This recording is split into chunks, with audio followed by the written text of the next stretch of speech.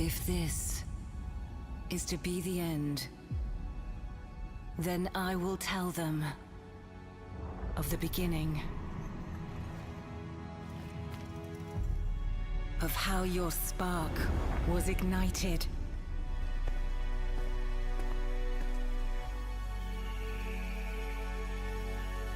Of your will to survive. Of the power that flowed from within you into this enchanting realm of beauty and decay. Your flame has grown strong, but in the end, it was not enough. You answered the call, but who answered yours? None. But the darkness, the malice, the relentless legions of the mist. Alone, no one stands against the shroud. But you are not alone, for now we come with iron and steel, and the flame of the ancients in our veins. Together, we take back what was stolen. We reshape this earth to our will. Together, we declare, if this is to be the end, it will not be ours.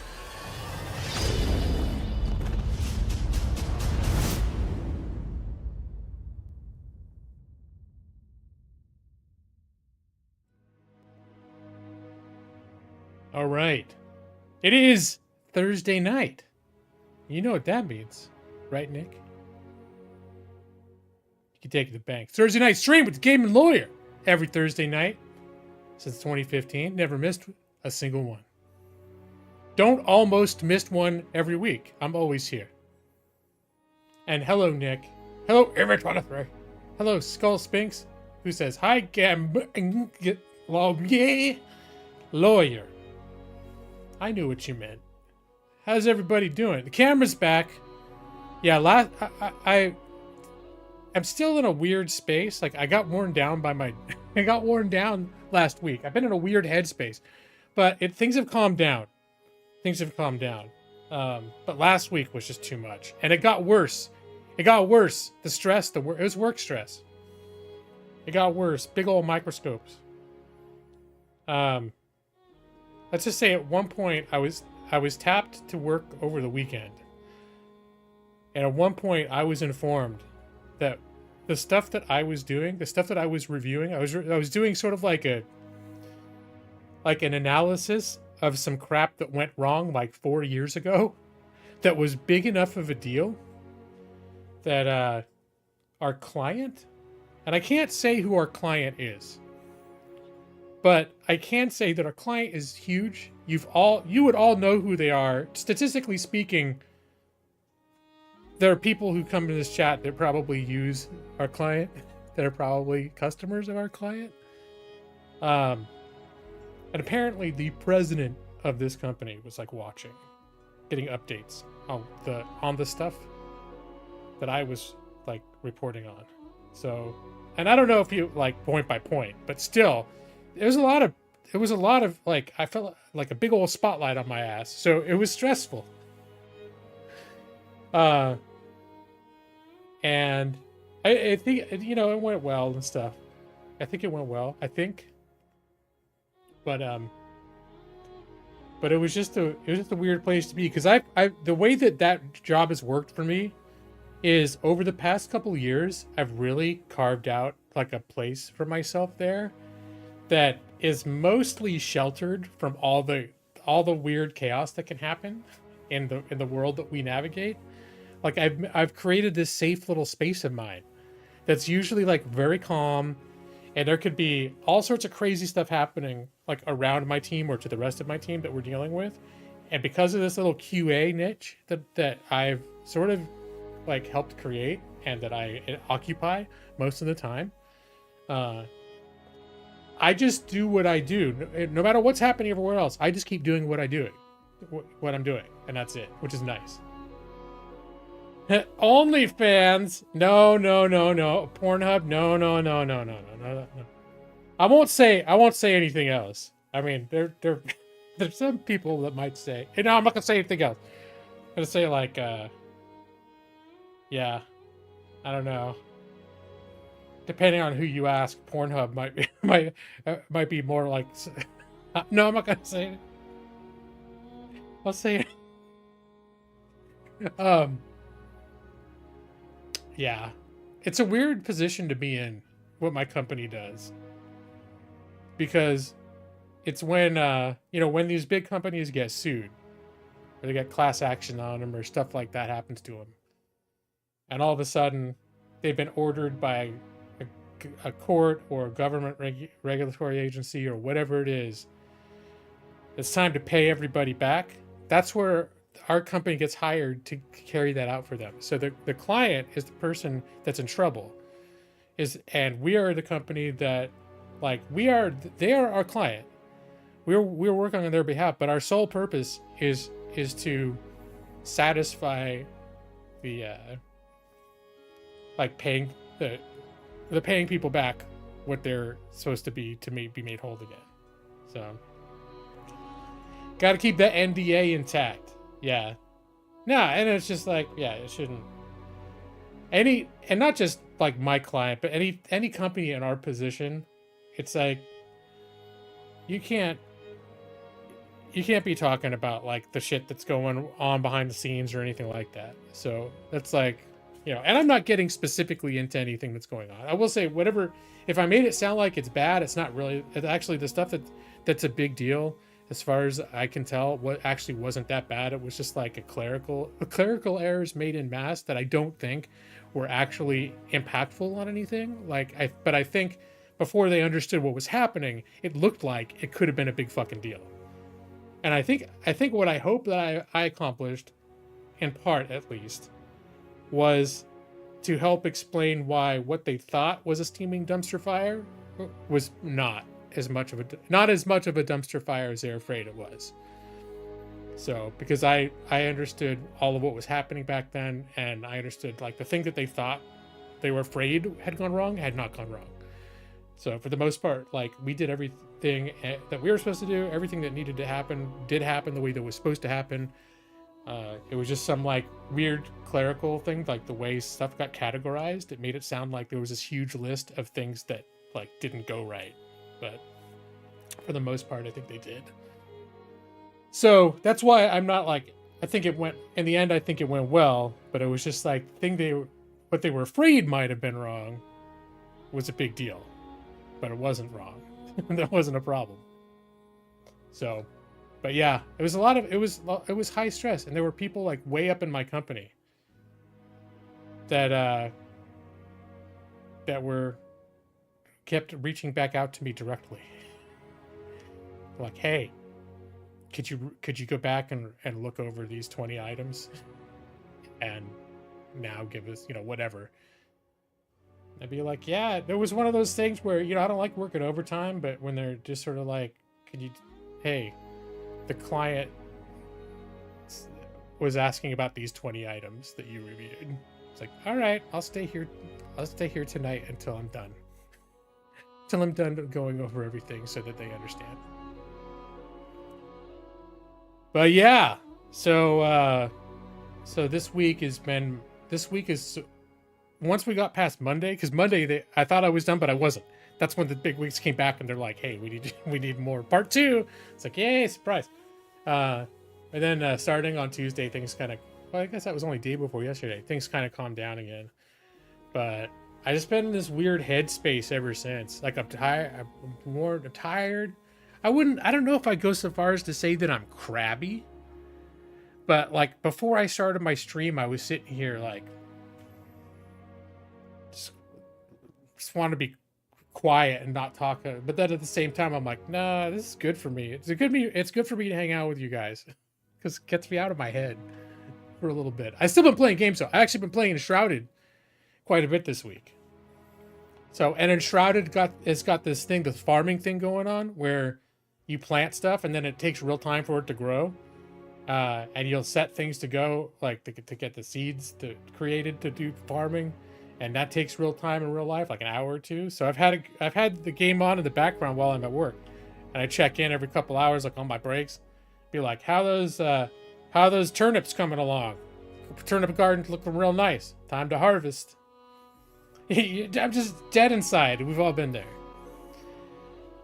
Yeah, that's a weird headspace. Just in general, right now. I was like, earlier I was like, am I going through like what they call the midlife crisis? I'm like, nah, I think I just having a weird time. But yeah, just it's just a weird headspace sometimes. And I think that's one of those things too, is like, since I turned 50, and I'm pretty sure I'm gonna adjust, but my head has been like in this weird space of like acknowledging like how fast time has gone till like, and then I think about it, I'm like, oh yeah, it has been a long time. That thing that I'll think about something that happened 20 years ago and think that sounded like yesterday. And so that sort of thing's like, it's sort of like a checkpoint in your life where like 50, now it doesn't, like 6 months ago I wasn't thinking about this shit. But then for some reason, since I turned 50, all of a sudden, all this like mental math has been happening about like, well, let's see, how long ago was it that I first got World of Warcraft? I was like, it doesn't seem like that long ago that I've like, since I started playing like World of Warcraft, it seems like the recent chapter of my life. But then I think like weird little mental math things where I go, okay, World of Warcraft came out in 2004. So that means I started playing World of Warcraft for the first time 20 years ago. 20 years from now, this is where the fucked up head games go. 20 years from now, I'll be 70. And then that's a fucking head trip. It's like, wait, what? So like I'm as close to 70 as in that direction as I am to when I bought World of Warcraft in the other direction. See the kind of weird head game? The kind of weird head game that like for some reason turning 50 triggered all these weird little math problems in my head. And I just need to stop thinking about it. But yeah, it's just weird. You guys probably haven't been there. But yeah, it's a weird thing to recognize like how much. And I think one thing, and I think I'm gonna blame my dad a little bit. Yeah, you know what's up, Maxie. You'll be as old as I am one of these days. One of the things that and I know I'm getting weird, you guys, but I told you I've been in a weird headspace this week. One thing that I keep thinking of it's also messing with my head is one of the last things my dad said. My dad was 78 when he passed. And one of the last things that he said was, man, it's been a short ride. It's over quick. Like he said it barely and I was like, how could that be possible? You know? You're almost 80. You've been around 80 years. You've been around since like before we were in World War II. How could you say that was like it was a quick ride, that it was like nothing? But that's when all of a sudden when I turned 50 and I'm like, holy fuck, I'm 50. And then I started thinking, holy shit. I was never supposed to be this old. I'm supposed to be in my 20s, you know, like maybe 20, maybe 30. I don't know. Somewhere around there, maybe late 20s, early 30s. That's about where I was supposed to just sort of be, you know?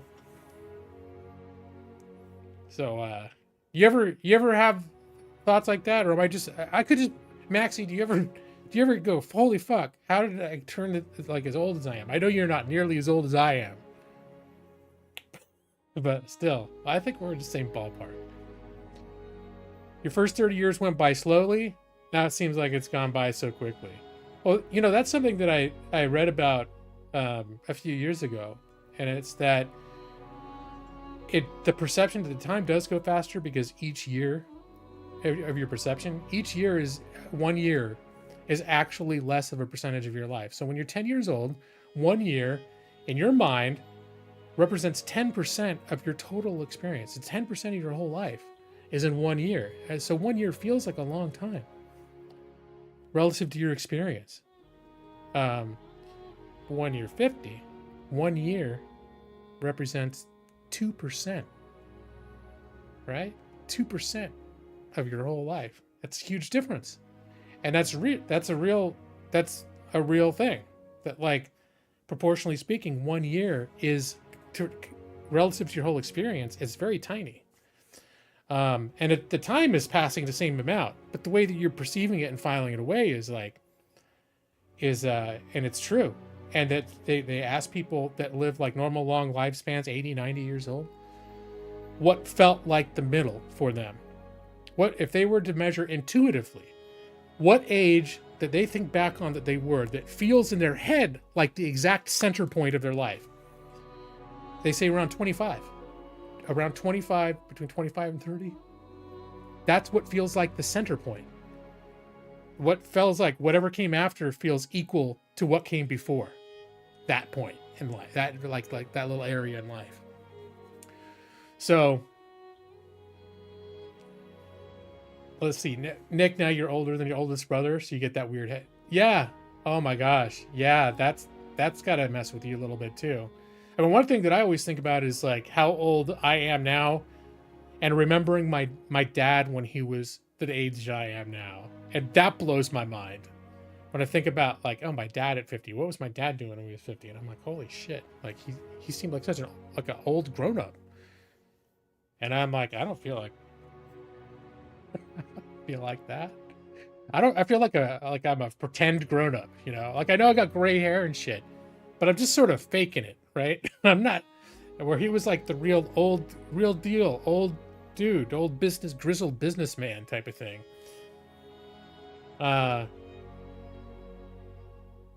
So you now make purchasing a decision based on your age, like shopping for a new car and realizing it might be your last car purchase ever.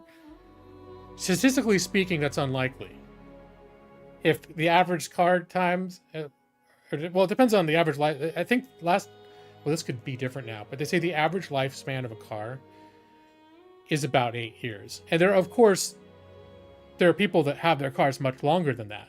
And it depends on the kind of car they get and how good they take care of it, right? But, I mean, that's the thing. Like, but you do start thinking about, you get past a certain age and you think, hey, it's conceivable. If I got a dog right now, it's possible the dog could outlive me, right? But I'm still, at least for me, I'm at that point where, well, at least if we're staying within what are considered normal lifespans for people and dogs, I'm probably gonna outlive the dog. But that's a weird thought. I've got a puppy right now and thought like, that fucking thing could live longer than me, man. All right, so Maxie, one of your cars is 30 years old this year. Well, see, here's the thing though. You may already have bought your last car. If you get to keep it that long. Oh no. Oh, Evie, you lost a family member today. You might need to take a funeral. Oh, yeah. Well, most companies will hopefully, I can't speak for Walmart. I think doesn't the government guarantee like you get bereavement leave? I don't know how much is guaranteed by government and how much is company, but you should absolutely take at least a day off for something like that.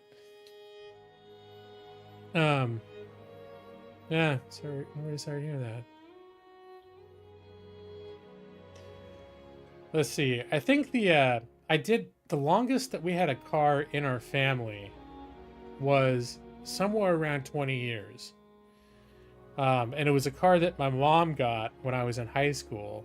And then at a certain point, like years later, she passed it on to me. It was already kind of like old at that point almost. Well, it was old. It was in decent shape though. And then I used that car for a while, and then eventually, like, it was, I think the last couple of years I had it, it was mostly like we didn't drive it, and it was in storage most of the time.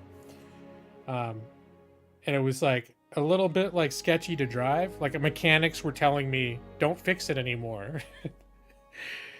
They'd say next time something goes wrong, just get rid of it because it's old and it's not worth like dropping $1,000 to like fix an oil leak or something anymore. But yeah, it really depends on the car. I mean, what was that? That was like a Mitsubishi Eclipse. There are probably people that have those cars that are like aficionados for that model that have the same model that I did. They keep it in pristine condition. You talked to your personnel lady and she said you could take up to 3 days off. Yeah, we paid. Okay, that's good. That's good. Well, all right. So yeah, that sounds like pretty serious stuff.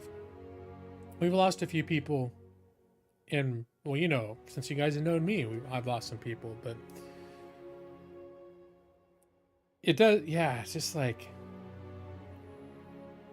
it's hard. We lost the year that, okay, this is something I found out later too, that I don't think I knew this at the time, but you know, my dad passed away in 2018. And okay, rewind. The year before my dad passed away, his younger brother, who was 10 years older than him, got married. Is the last time all the family was together. I think it might have been the last time a lot of people, like, we had a family gathering with my dad present, because he got sick a few months later. So we're all at this wedding. My uncle got married to someone he'd been with for like 10 years, and they finally got married. And they moved into the retirement community that year that my dad had been living in for several years, my dad and his wife. And so now they're neighbors because my uncle retired that year too. So finally, my uncle retired. He moved in.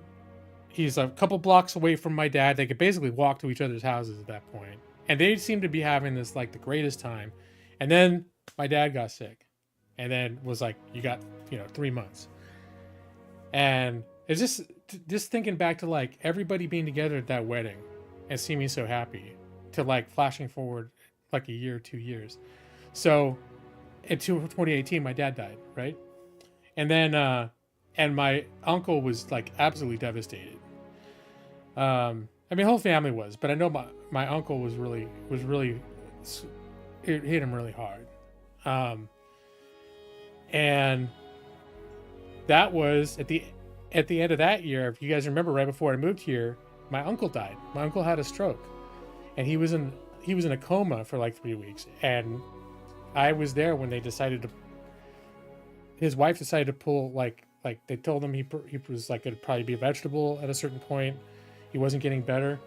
And so she made the decision to take him off life sustaining. They were basically keeping him alive artificially. And so they called us all there. The extended family came back together to be there when that happened. So we spent a very long evening there when my uncle passed. We were present. And one thing I didn't know until later was what triggered his stroke was that his wife had just found out she had terminal cancer, and she told him, and they were at home, like over dinner or whatever, she told him she had terminal cancer, and she didn't know how long she had to live, a year, maybe 2. And that's when he had the stroke that killed him. Now flash forward 2 years later, and then she died. A year and a half, 2 years later, she died. So it's like, and that's where I go back to 2017 to this wedding, where they're all so happy, and it just makes you really think, like, you have to appreciate. You got to appreciate when everyone is there. Like, you got to appreciate your family, right? And like, I look back at that wedding was the last time. Like, nobody knew that by the end of the next year, both my dad and my uncle would be dead, and then the woman he married was going to be like terminal. But life. It's weird, man. This is pretty fucking dark. I'm sorry, you guys. This is dark as shit. But I tell you, I'm in this fucked up headspace, so now we're talking about it, right?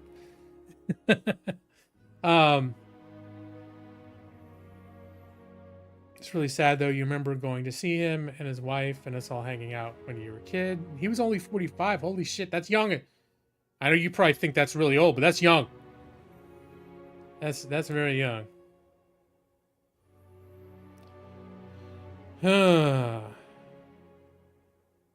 It's October all over again. Now I'm confused for what that means. What happened in October? Had to do with everybody dying. Dead by daylight.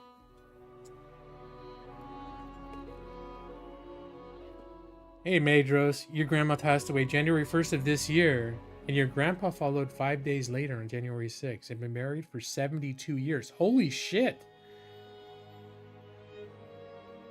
Holy shit.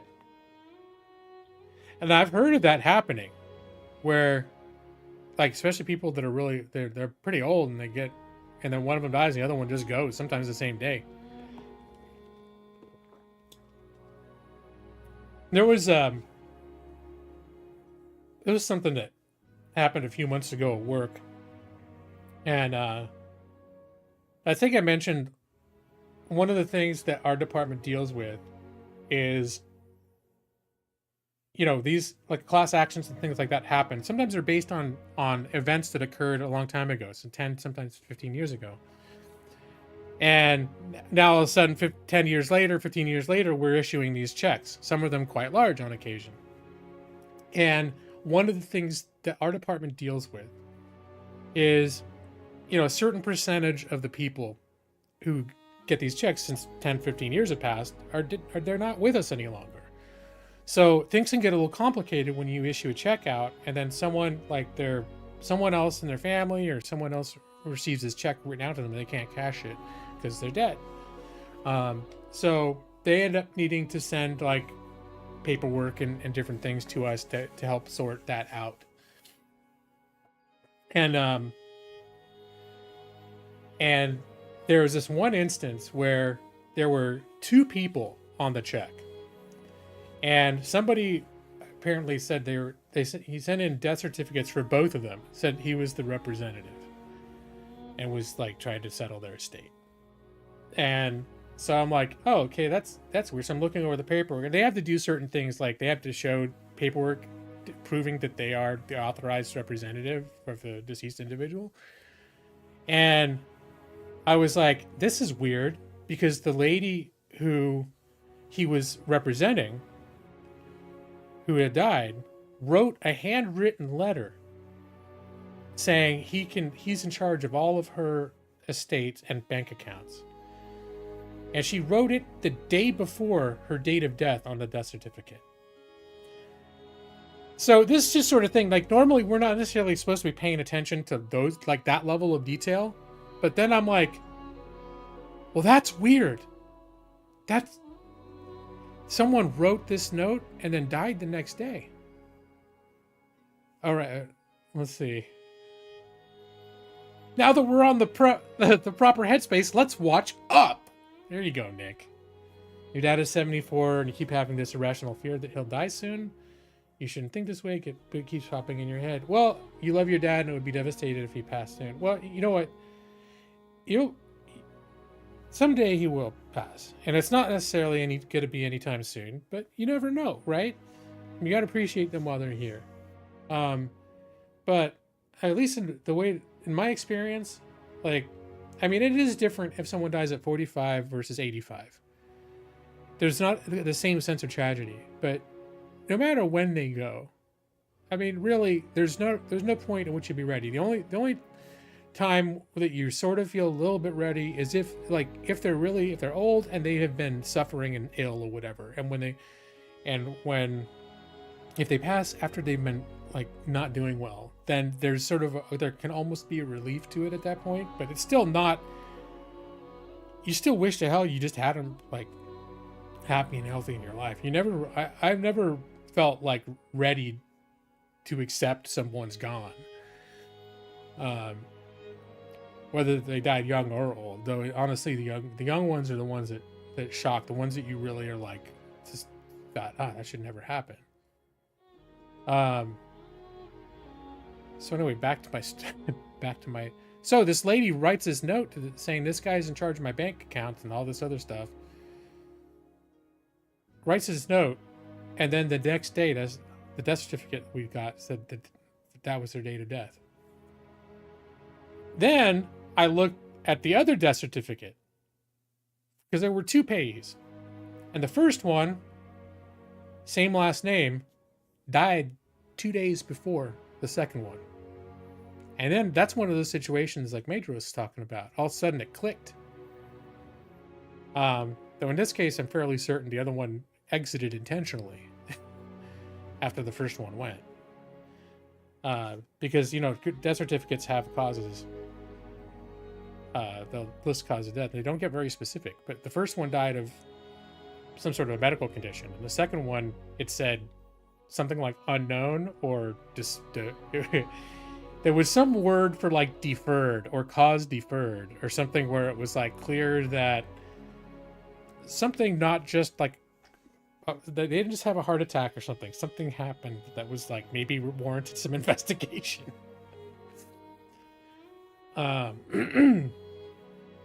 So, but anyway, that was an example of like a dark narrative that unfolded before me one day, as I was just going through my regular reviewing, like work that I do QA for what my rest of my team does to make sure that they're doing our job right.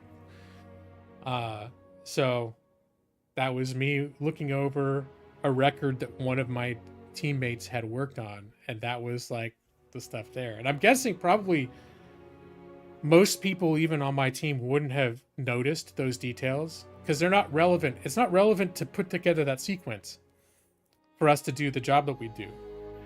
But when you start noticing things like that, the date of someone identifying their representative and then they die the next day and the other person died 2 days earlier, all of a sudden these stories start unfolding that are like, wow, this was a real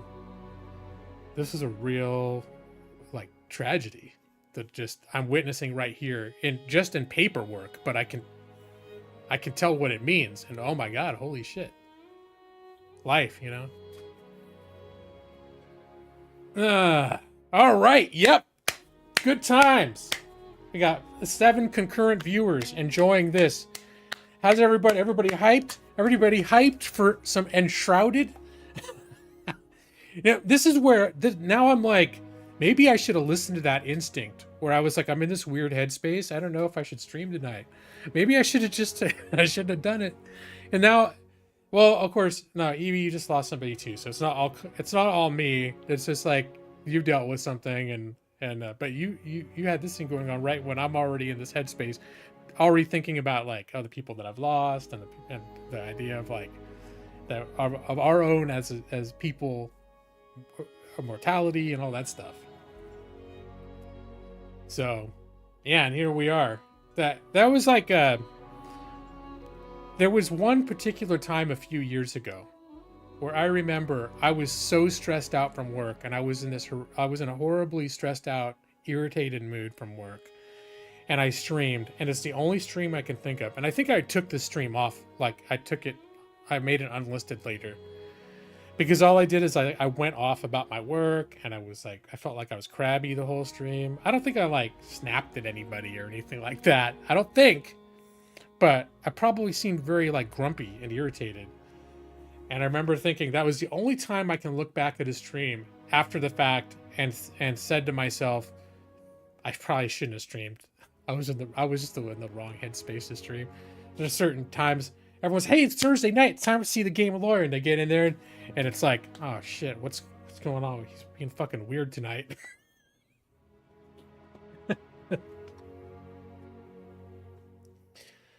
So, yeah, let's watch up. But yeah, anyway, all that's to say that, yeah, fucking life, you guys, right, Evie? Life, death, heavy shit, man. It's heavy shit losing people. And that shit, that shit always it stays with you. I mean, there's people like I lost my sister in 1991. That was a long ass time ago, but I still, that's still one of those things. It's not a surprise anymore. Like, holy shit, I can't believe that happened. It's not a shock in that sense, but that's still one of those things where you get in the right space when you're thinking about life, and you go back to those things, and they're still there. They're still there. Time to shift and play something goofy like Fall Guys. Maybe some Katamari Damacy. I got that second one. You died at Bleach. Oh yeah. I didn't respond to it, but I saw your post. Yeah, you died like the bottom part, right? Like super bright pink too, like very vibrant, like hot pink almost. Yeah, very cool. Yeah, this is my typical like seeing a post and then being like, oh yeah, I should react to that later, and then not, and then totally forgetting about it. That's my standard. That's my modus operandi. All right. I think I should switch over. And We'll do some seconds of gameplay. This time, I actually had the game preloaded. It's very rarely that I think to do this. I had the game preloaded because this game in particular takes a long time to load. So now, first thing you might notice, I took my helmet off.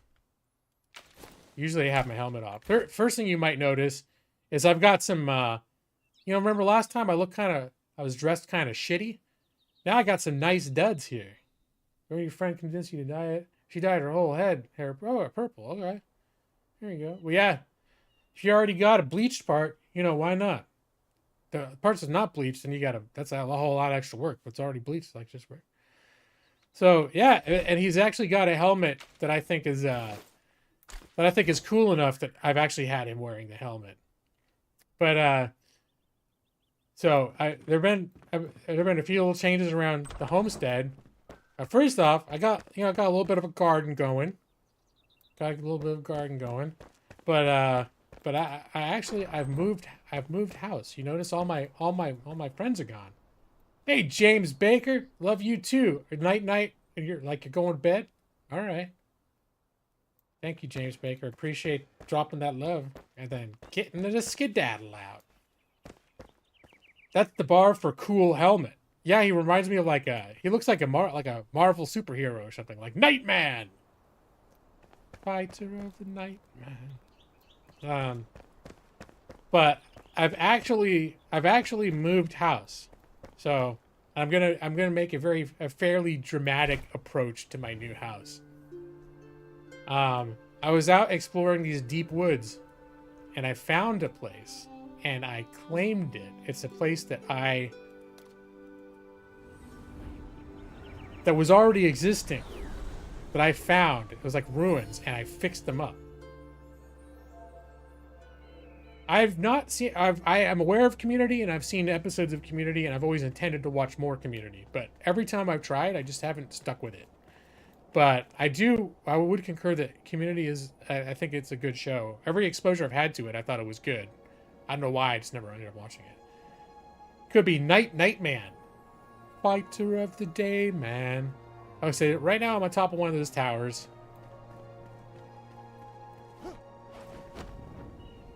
I got my my glider.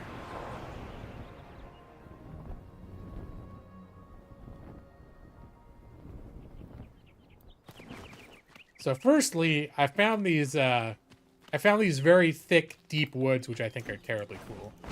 Like super green forests.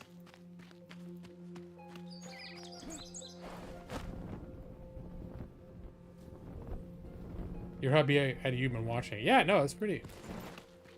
It's been on my to-do list forever to watch.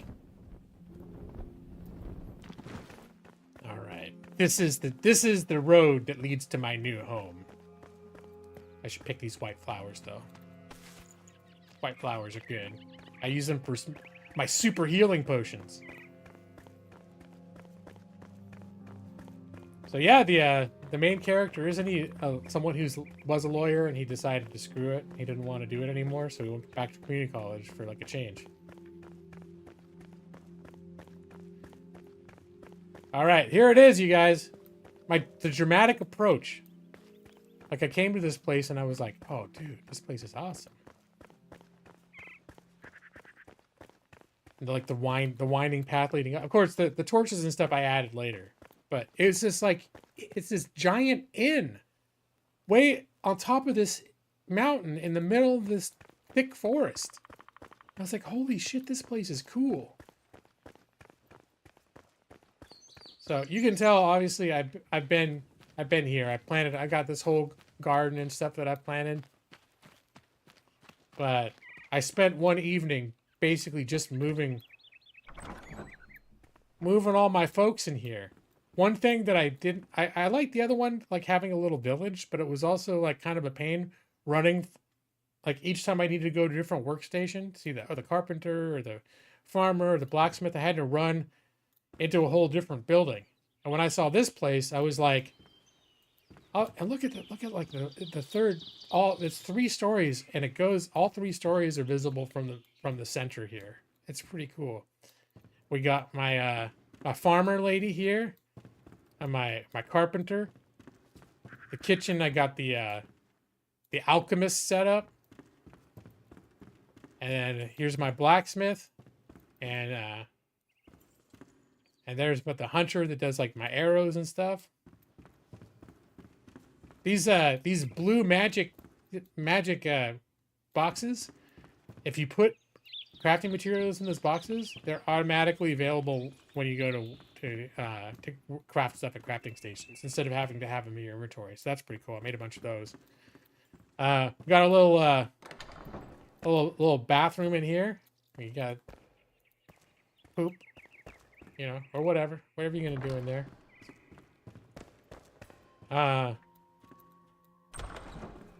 Couple little balconies out here.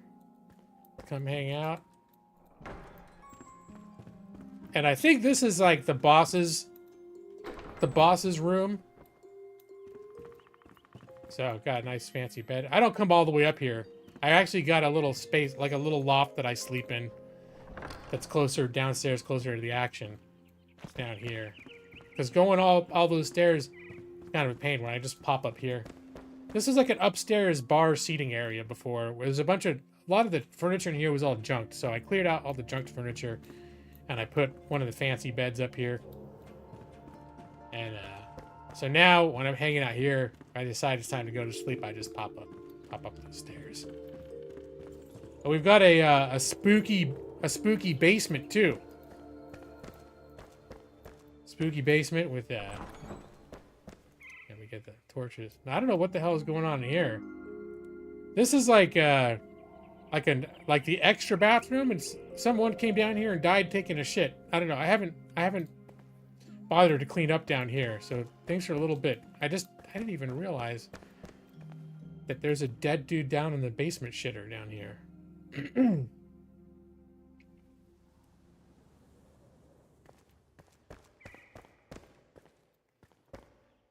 If you're a fan of Lord of the Rings, what? All right, but then this one, check this out. Secret room. Now, I think there might be monsters. I don't know if they respawn since I set up a base. So I'm going to be careful. Spiders. When I first moved in here, there were spiders down here. Oh, I guess the spiders didn't respawn. I thought they might. I haven't been down here for a while. Did treasure chest respawn? Nope, treasure chest is still empty too. Oh, to the helmet about the Nightman or Nightman.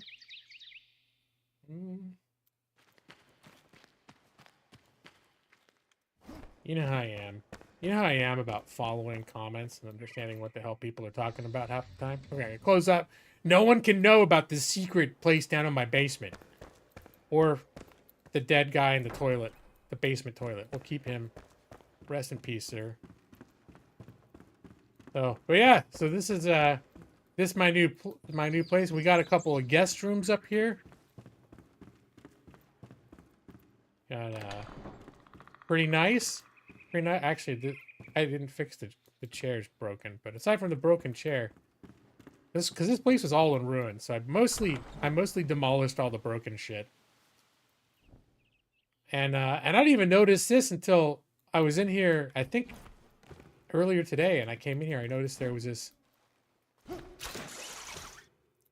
grappling hook thing, and then up here there was this whole extra little room with like there was a treasure chest, and I was wondering because outside I saw there was a third store like window area. And I was like, well, how do I get there? I didn't realize the second guest room had a little secret way to get up there. So, that was pretty cool. Here, close up. I don't know if we're going to get any customers soon, but you got to keep those rooms available for them, you know?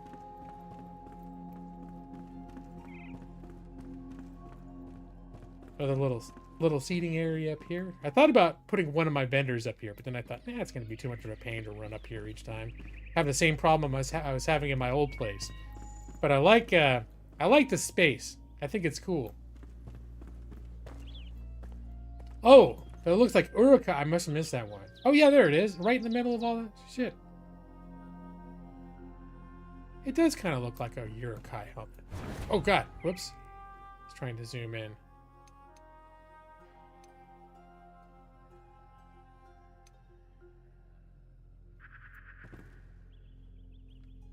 I think I got some other armor here that's kind of wicked looking too. But I think they're bad guy armor.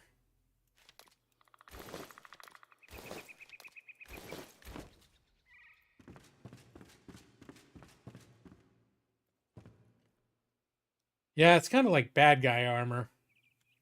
And I think I was reading, I found journal entries. This is Guardian of the North or whatever.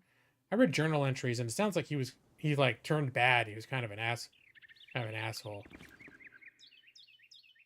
And I think the thing I don't like about the armor is it makes you more vulnerable to the shroud too. And that also makes me think like, oh, there's something corrupt about this armor. If it makes you more vulnerable to the corrupted areas of the world. So that's why I'm like, nah, I'll just stick. This is the adventurer's chest, the adventurer's helmet, and the adventurer's gloves. I crafted them myself. They got like a nice theme between all of them. Put that other stuff, but I keep the other stuff in here just in case, you know, in case I feel like playing dress up in scary armor.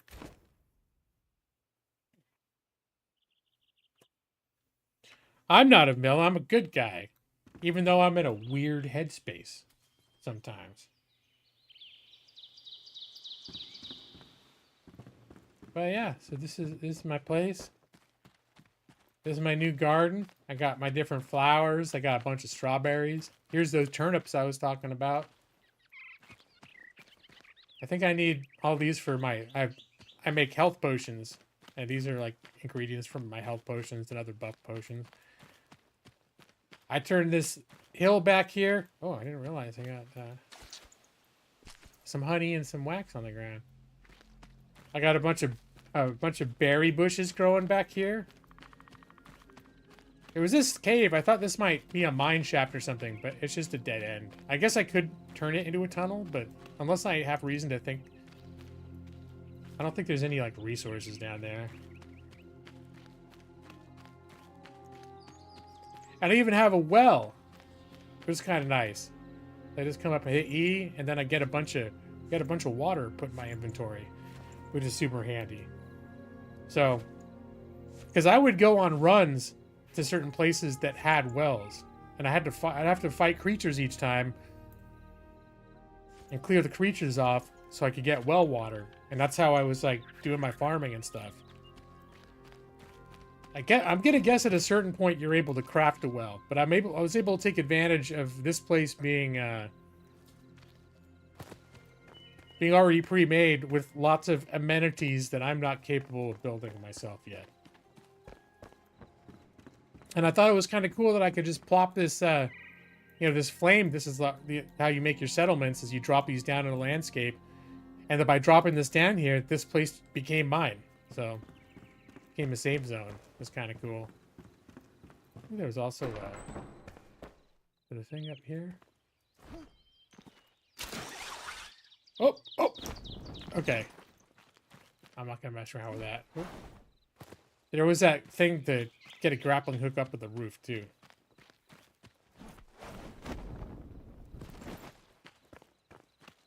But yeah, so this is my new... I forget what this place was called. Like, before I claimed it, it actually had a name. Like, when you walked up, it was like, discovered something or other in.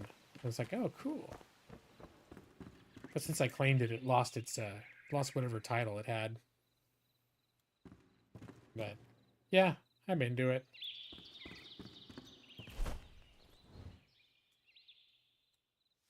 And I've been to a lot of different places, too. Actually, I think we don't need this anymore. I'm going to clear this off.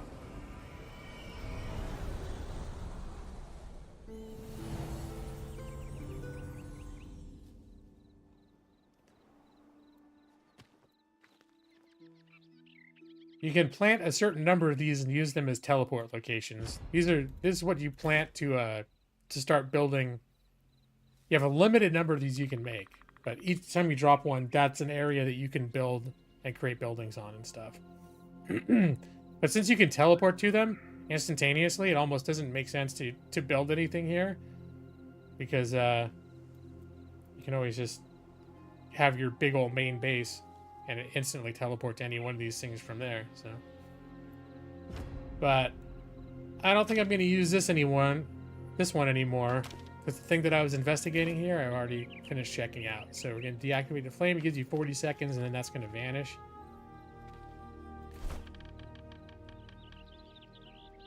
Let's see. One cool place that I checked out, and I think I might be done here, but I'm going to keep the teleporter here. It's this big city.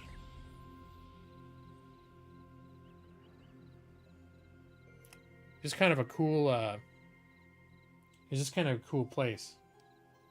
I mean, there's a lot of bad guys. It's not a nice place. What am I talking about? It's getting dark.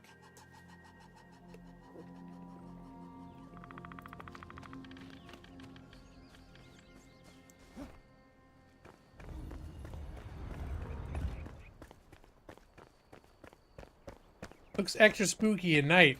And I have this potion too that causes a little wisp to follow me around so I don't have to hold a torch.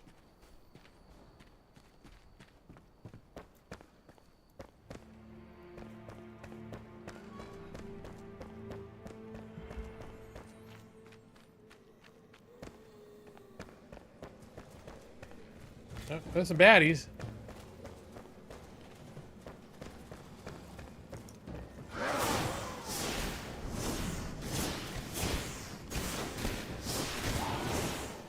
I've started using this wand more than my sword.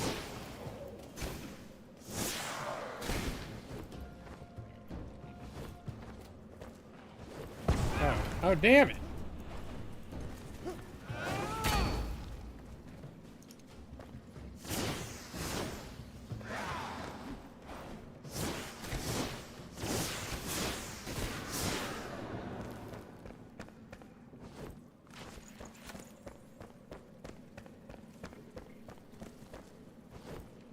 Now, I don't like...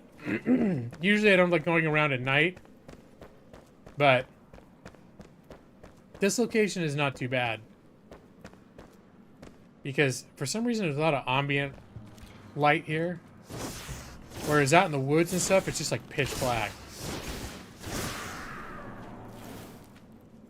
Lots of like spooky, ghostly lighting here, mood lighting. Oh, goddamn. That guy just took a third of my health. How come my dodges aren't working? Oh, well, I took care of him. Reminds me, I should buff up. Eat some chestnuts. And some of my, my meat. Some water. Okay, let's get these things away so I don't accidentally eat those. And I got my buff potions.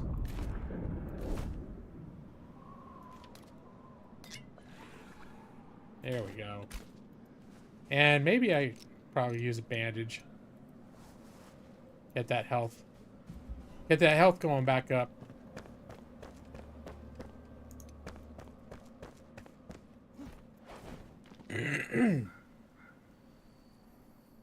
Yeah, it's kind of a big town.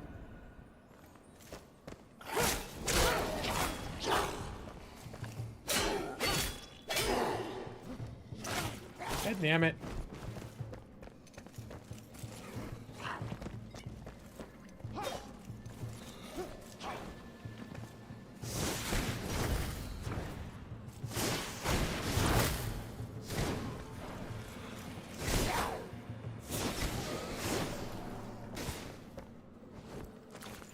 Yeah, but I don't think I've gotten better at the combat. Can I sleep in here? No. I thought maybe I could sleep until it's daytime.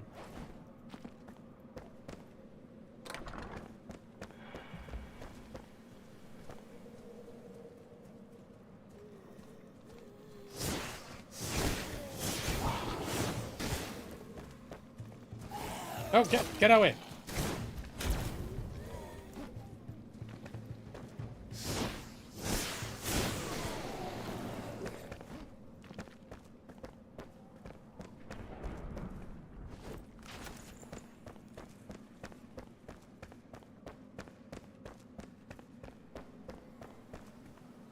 What's this?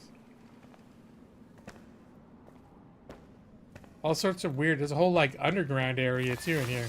Oh, hello. Okay, these guys, melee weapons still best for these guys.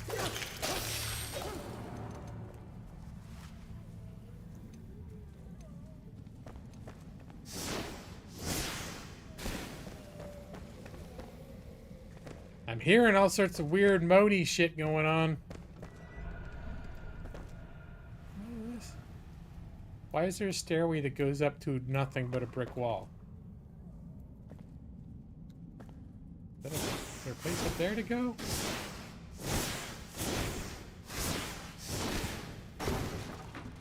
Nope. Looks like just nothing.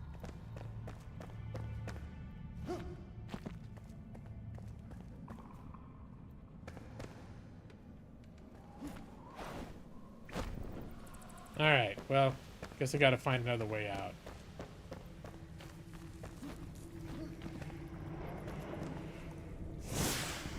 Hey, treasure chest! Forest longbow. I think the bow I've got is, what, 24? Yeah, the bow I've got is better.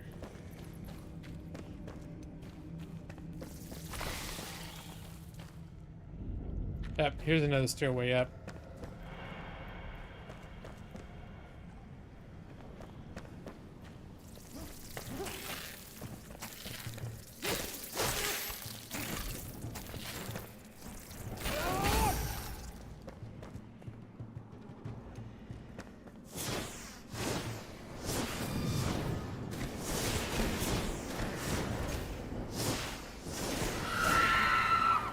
Little banshee action there. All right. Oh, geez.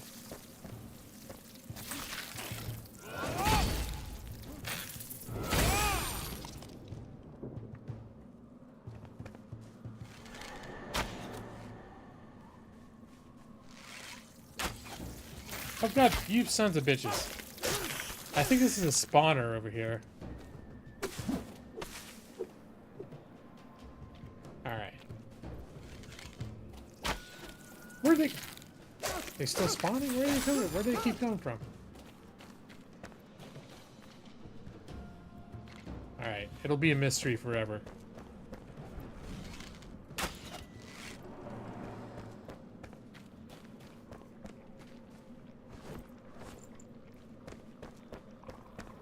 Alright, now I just want to get the hell out of here.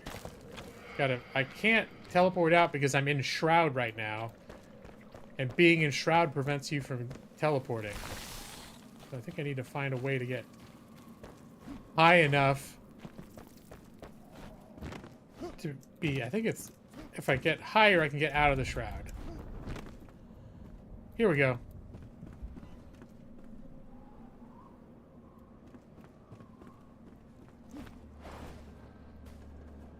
But yeah, so big, and that keeps going, and then way in the distance there's a tower where there was like the boss guy.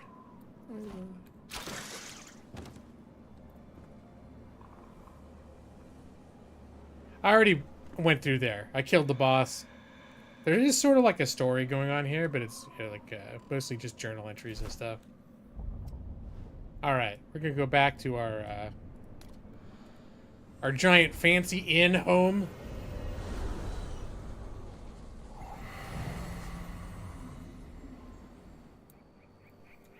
But yeah, I think I sort of started feeling like I'm still enjoying this game, but I'm getting towards the end of... I don't know. It's real weird. I didn't even know what I wanted to play. Like yesterday, I started thinking like, I think I've had enough of this game, just because I get tired of games. But then I like the world and I like going into it and stuff. So I keep coming back to it. But I'm starting to feel like I need, like getting an itch to play a different kind of game, but I don't know what. I get in these moods sometimes. Sometimes I get in moods where they're like, all of a sudden there's a bunch of different games that I want to play, and I can't decide which one. And it's other times I get in moods where I'm not quite in the mood to. I feel like I'm not quite in the mood to play anything, but I feel like if I could just think of the right game, I'd be like something would click, and I go, oh yeah, I want to play that.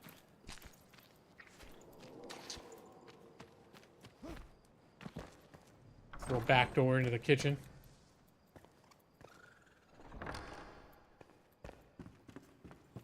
I should put away my loots.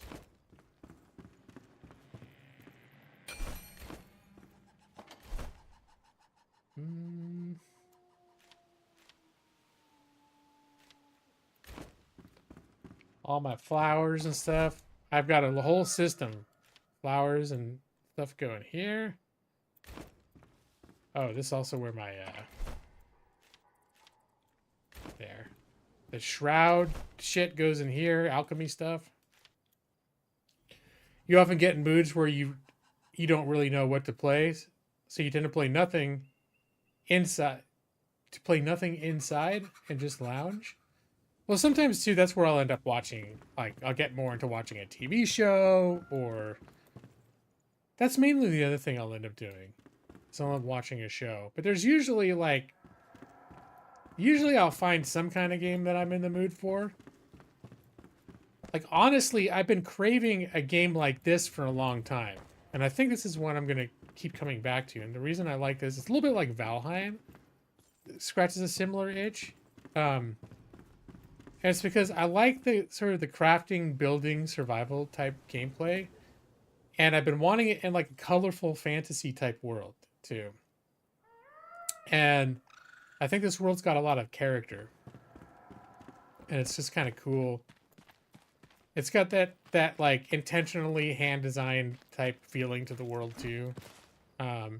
Which I think is both an advantage and a disadvantage over a game like Valheim. Because Valheim can have a pretty cool world too, but it all feels, you can feel that it's just like, okay, there's these different various biomes, and they're just kind of like splotched around, and whenever you're in a given biome, you pretty much know exactly what to expect. It's sort of a repeating pattern.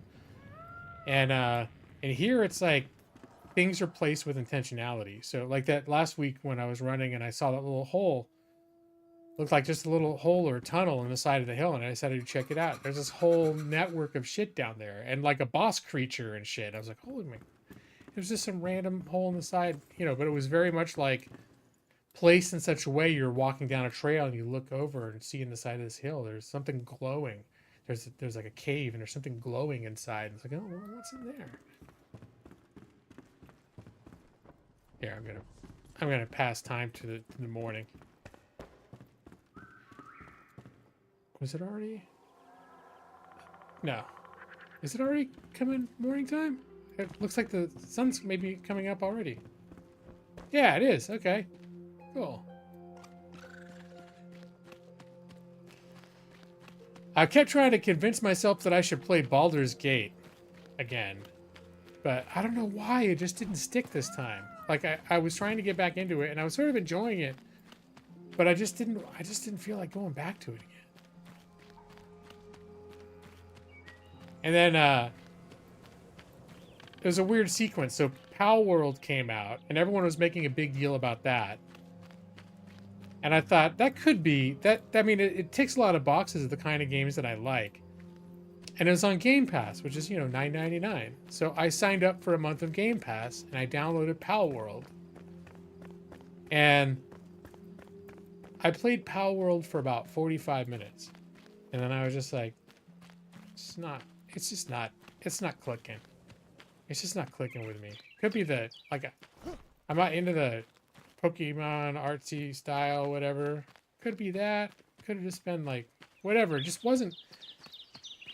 It struck me as something like maybe if I'm in the right mood, I could be into it, but it just was not clicking with me. And then this came out like right around the same time, and I started seeing other videos for people who weren't getting hyped up about Pal World, were playing this instead. And I'm like, oh, what's that? And once I got a look of what this game was, I was like, well, holy shit. This is like half the time when I want to play a crafting survival game, it's exactly like what this game is. This game has really impressed me. Honestly. It's just also because it's still in early access, so I know there are lots of areas that are... It's just not done yet. Let me see. But I do have some quests to do. Let's see. Down here, finding masonry tools. Here, we're gonna mark that as our active quest. I think I went down. I found that area before where that quest was before I had a quest there, and it was I got my ass kicked. So we'll see if I can avoid doing that again. Pal World doesn't really fit your aesthetic either. You'd rather Cleveland Club people and Conan Exiles, and well, you also you can tweak the settings in Conan Exiles a lot too to make it less grindy, and even to go like a creative mode and just not have to worry about materials, right? Because Nick, you've made some pretty impressive creations in Conan Exiles, but I think didn't you say you were like in a creative mode when you would make some of those? But yeah, I agree. Like I like the world of Conan Exiles. Now I think the thing I like about this is it just feels. Now the thing I was gonna say it feels like a happier world, which is a little bit wrong because it is sort of like a post-apocalyptic world where everyone's died. So there's definitely some darkness to this, and everything is in ruins and is very desolate. But it is this sort of like kindling the flame of life against the darkness is sort of the whole premise of this. So there's sort of a even, and then the world is very pretty.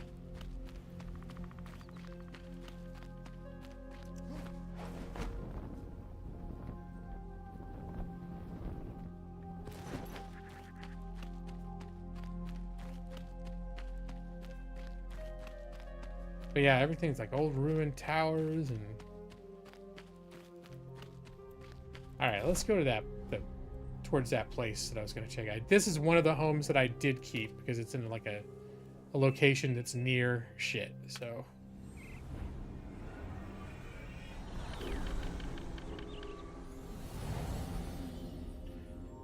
But I could be. Pal World is a thing where if I'm in the right mood for it, I could probably get into it. One thing I like about this too is a nice change of pace is it's not grindy. There's occasionally times where you'll have to like go out and collect materials, but not like most of the games. Like Conan Exiles, at least when you play it under its normal settings, like you literally will spend a whole evening just running around collecting iron, like iron ores and coal, and then smelting it, and then running around collecting waiting for them to respawn, going around getting the ores and the coal, and then smelting it. And like you can go in this cycle over and over again, and it just in order to be able to have the materials to do like the basic things in the game. Which, and I'll be honest, there are times when like I'm into that kind of grind. Like I actually kind of like that kind of grind. But you played enough of those games, then it sort of gets less and less, where it's like, yeah, I wouldn't mind a game like that, but I don't want to deal with the grind. Now, the nice thing about Conan Exiles is you can, on your server, change a lot of those settings, so it's less grindy. Let's see. One thing I've learned, a danger of these, is if you hit a tree, you'll actually fall. So you got to be careful on these gliders.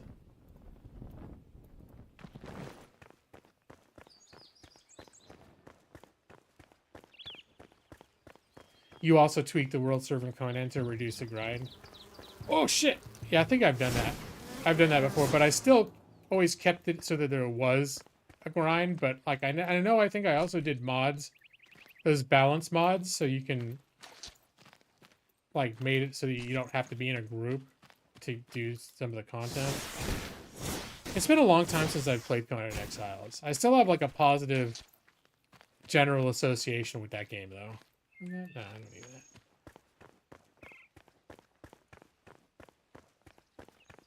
that. Where are we at? This little village, I just need to go around it. We're gonna come to this mine. This is where. Oh, where's the elixir well? I'm gonna check that out too. Here's some flax. Flax is good for. That's how you make linen.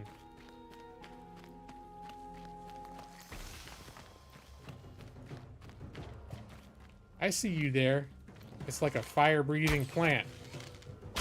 Here, they drop poison sacks. I need some of those. These are best when... How come all of a sudden I can't hurt it? Here we go. How come I was almost killing it and then all of a sudden nothing's hitting it? Alright, I'm gonna have to get in there and take some damage.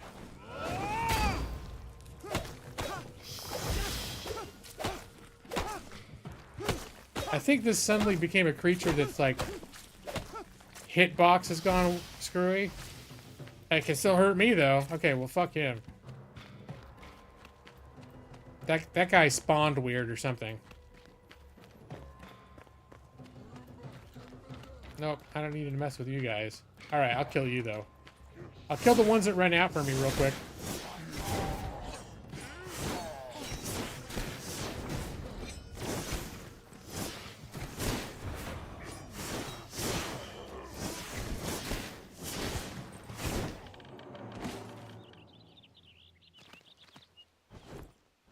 They do drop scrap metal, which is like, I'm always running low on scrap metal. But I'm not going to clear out that whole little town. I don't have... Most of these are locations that are quest objectives at certain points that I've already done. Let me see if I can kill this thing without its hitbox going rogue on me. There we go. And grab the poison sack. Because right now the kind of arrows I'm using are poisoned copper-headed arrows. And you can make copper arrows, but then if you have those poison sacks, you can change them into poisoned copper arrows. So that's been my thing.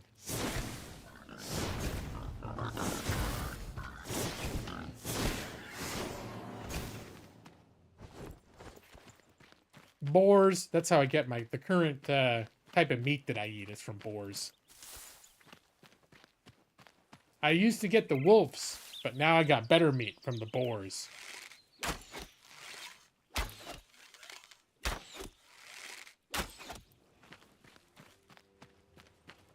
Here, let's take these guys out before I get close enough to them for them to spit their shit at me. So right now I'm in what I call bitch range. This is where I'm close enough to hit them, but not close enough for them to hit me. Bitch range, you know? It's all part of my long-standing tradition of bitch tactics.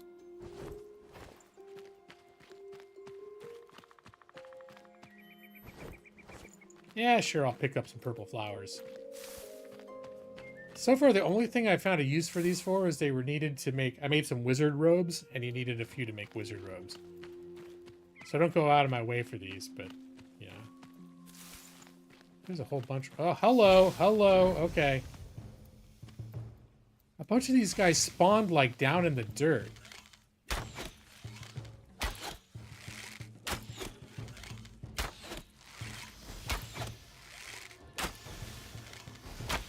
He's doing the same thing that the other one did.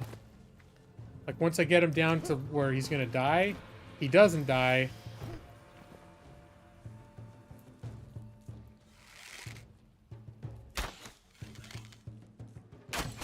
Nope.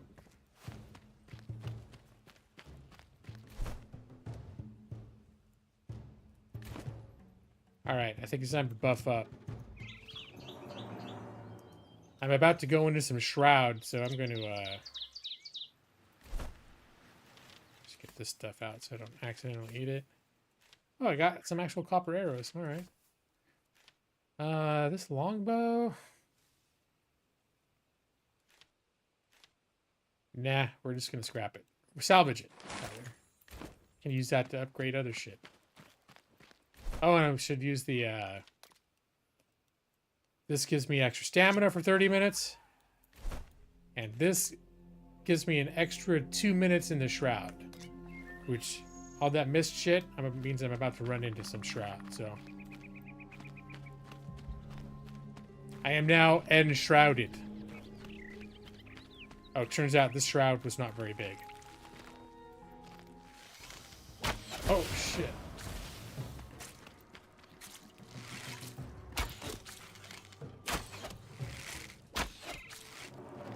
that one was not under the earth. God, this thing, what was going to get off my head?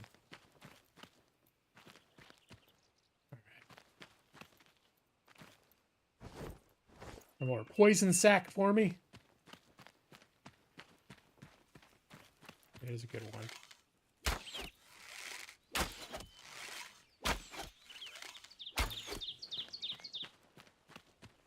There's another one. Oh god, there's one right to my... I didn't even see that one there.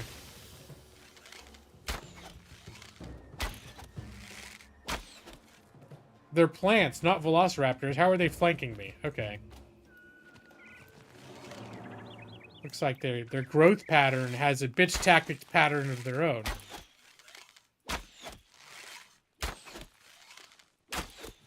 There we go.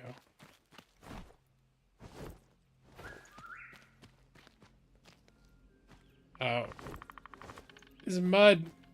When mud gets on your feet and then you walk real slow. Where's the... There he is.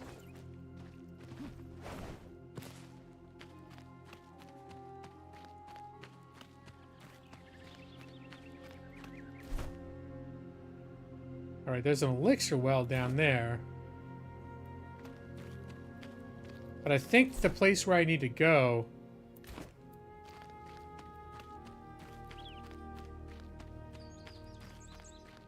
I have to... Can I go through the... There's like an entrance to like a mining complex over here. And every time I've gone in there, I've gotten my ass handed to me.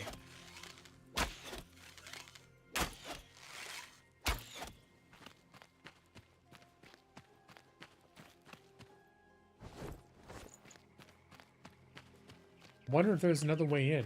All right, so what I'm gonna do is I'm gonna plop down one of my. No, I'm not gonna mess with that. Gonna make one of these flame altars.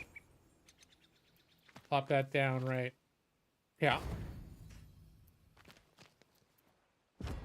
So I'll respawn there if anything bad happens to me. And then. I'm going to check out this place. Let's put that as a waypoint. It's an elixir well. It's just one of those giant, like, corruption root things that you can kill. Sometimes they're hard to get to because the bad guys are there. But every time you kill one, you get a skill point that you can add to your skill tree. So.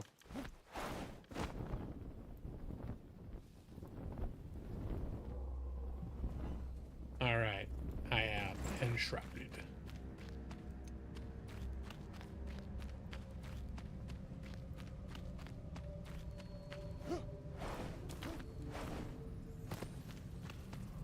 All right.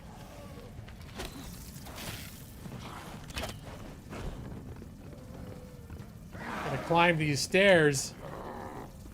A lot of these guys, they don't know what to do if you go upstairs. Although one of the guys, this guy's got range, so let's take him out.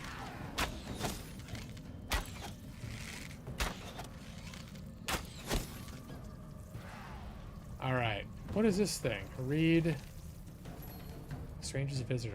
My son Jasper claims he was visited by a dark figure in the dark of night. At first I took this for a child's dream, but then, not a fortnight later, I myself suffered a similar manifestation. It felt so real, a cloaked figure hovering and infesting my mind with one word: dig. So this gets to what, like, the lore of Enshrouded, and it's that there was this magic elixir that was supposed to be like the cure-all to all their world's problems, and so they started mining for it. But then at a certain point, the mining for this stuff released something that made everyone go mad, and yeah, so I think that's how the Enshrouded shit happened. It's because everyone was mining for this elixir shit.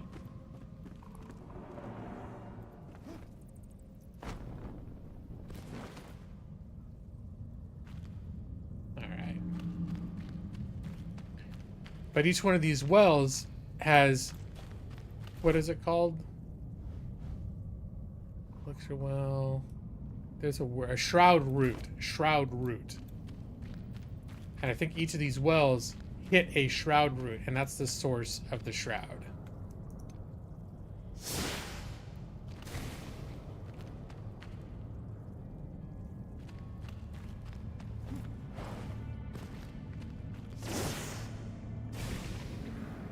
Those things, if you walk into that, my shrouded timer, which is up around 9 minutes right now, if you walk into those explosions, it demolishes your shroud timer, basically.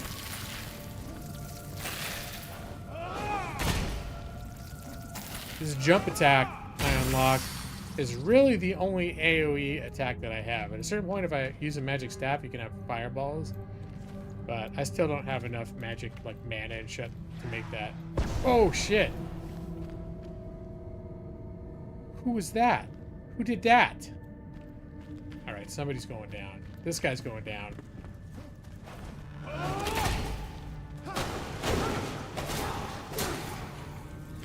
Oh, wait, why am I using my forest axe to fight this guy?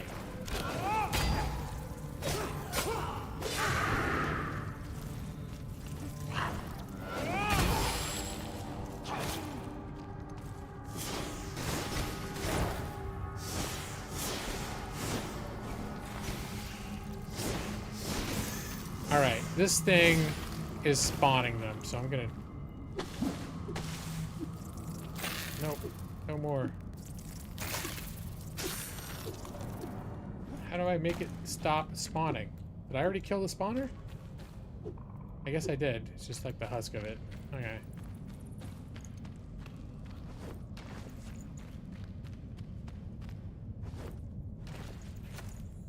Like Moria, but instead of Balrogs, it's mist. Yeah, they delve too deeply. And too greedily. Well, it certainly seems like there should be a way up there.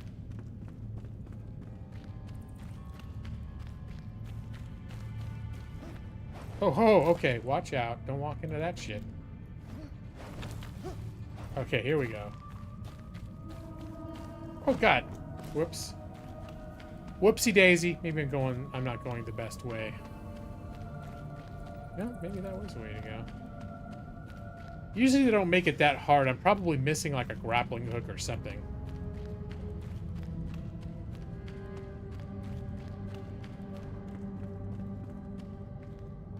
Or like an easy to traverse ramp or some way up.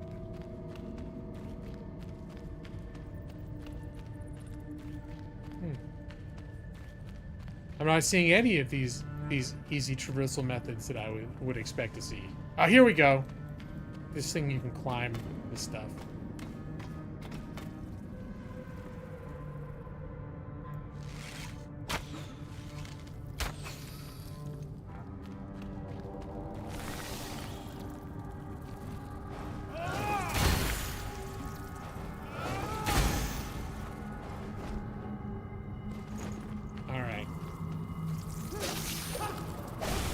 Oh god. Oh, I just made one of those things explode. My Enshrouded timer just lost a couple minutes from that. That's not good.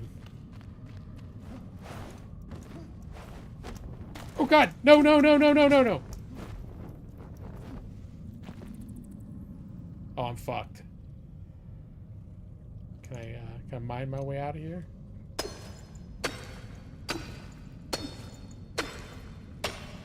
I'm pretty sure I'm fucked.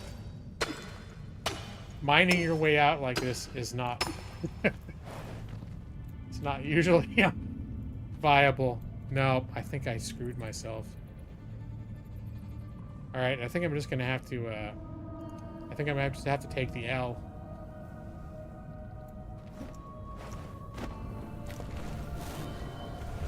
Nope. Yeah. Where the hell am I? Oh, I'm right outside the elixir well. Alright, well.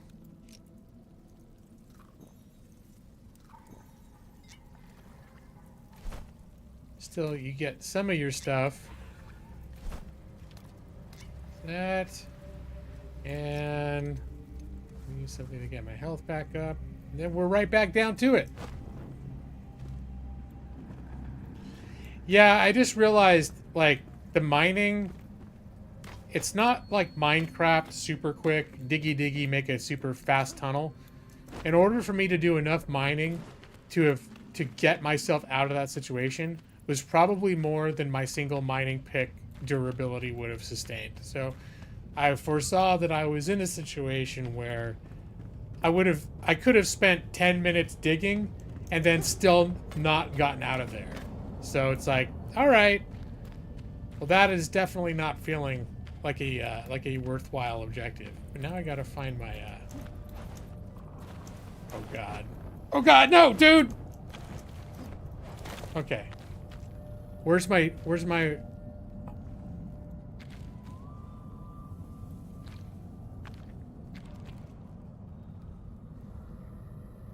Where's my tombstone?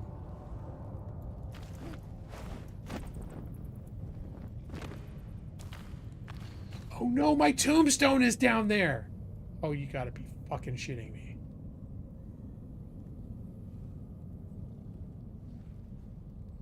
Oh, god damn it. Who did that? Oh my god. I didn't realize there was an explosive there.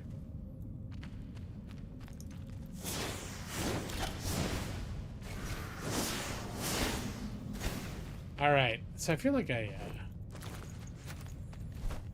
think I'm just gonna have to take the loss on that tombstone. There's no going down there to retrieve that without putting myself in the exact same position I was just in. Alright, if I can get... Maybe if I can kill the shroud root, I can put down something that'll let me start building, and I can build down to it.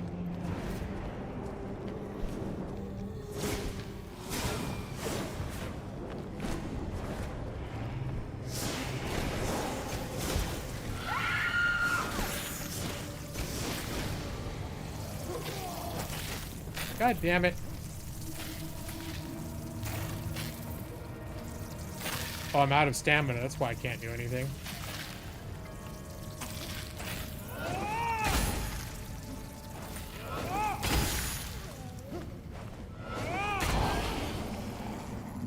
Alright. That was rough. Speaking of giving up on mining very quickly, where's Brad? Where's Brad to cheer me on to dig? Maybe he saw I was playing and he was like, oh, fuck that game.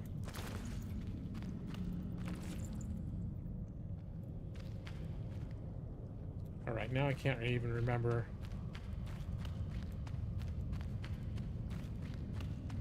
I know I saw the, there it is. That's the thing up there. That's where I need to get.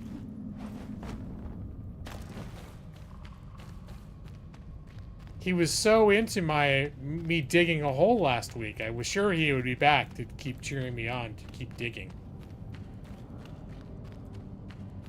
Although him continually asking me to dig a hole might have just been his way of showing me how much he hated the game.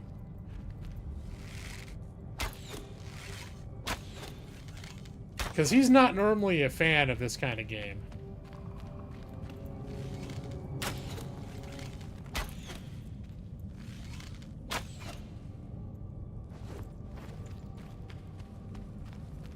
Oh, hello.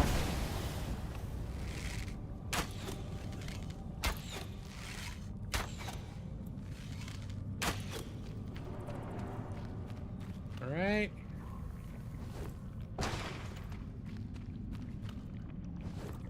Hey, I see a treasure chest up there. Oh, there's a baddie over there, kind of like a mini boss type of thing I just saw. Warrior chest. That looks kind of cool. Risky but agile upper body armor. Huh, alright. Interesting. If it's any consolation, you don't want me to spend all stream digging a hole?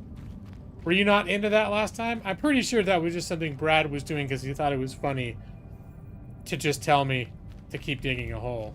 And he probably thought it, the longer I did it, the funnier it was. Alright, this is the bad guy.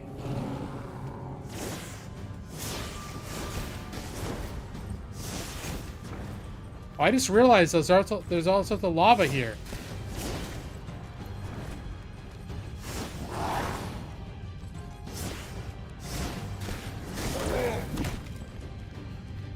Uh-oh.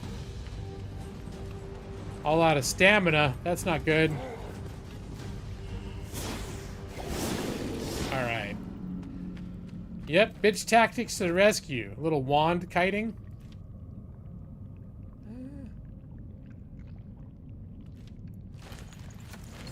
Alright, I'm down to under 4 minutes of shroud resistance left.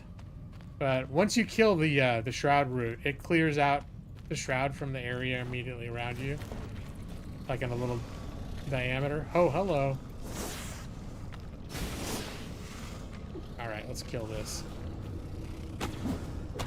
Get the old wood chopping axe out. There we go. Now, let's see about where that...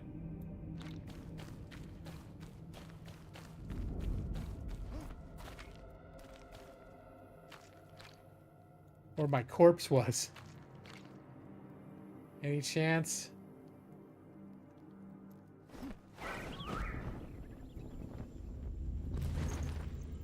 $34. Oh, it was quite a distance, wasn't it?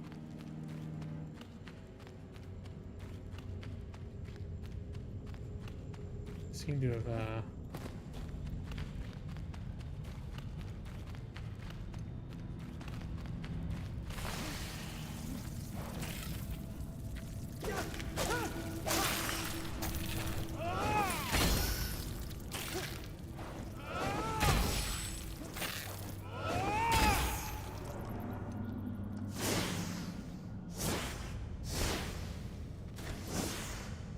All right. As I was saying, where's my corpse? Ah, you little fuckers!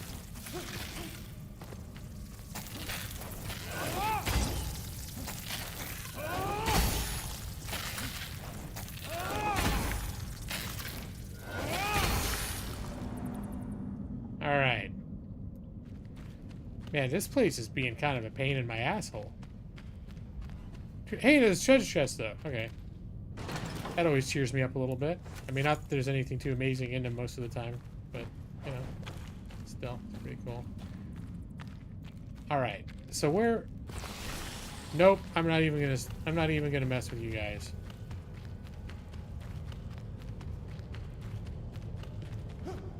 I want to find where my grave was, again.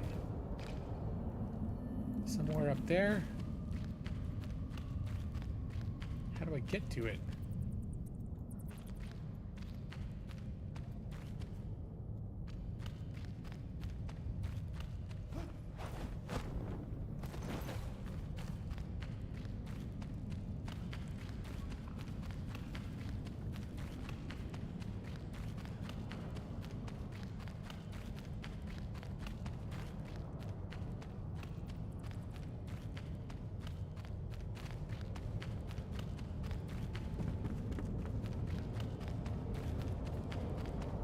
Hey, I keep finding treasure chests. I mean, that's cool.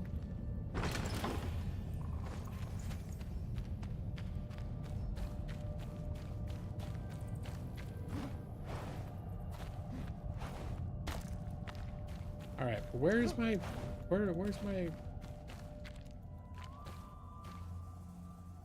16 meters this way, huh? Is it down? Right down there? There it is. All right, now I want to see if I can build a, can I build a thing to build here? You can't do it anywhere. Certain places, like quest areas, you can't. This might be a location where you can't plop one down. Cannot build here. Of course not. Nope. All right, well, looks like I'm not going to pick up that thing.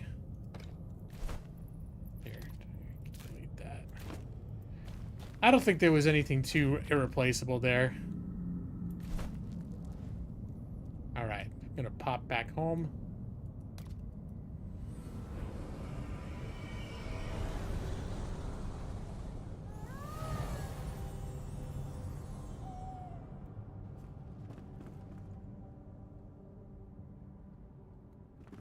Alright.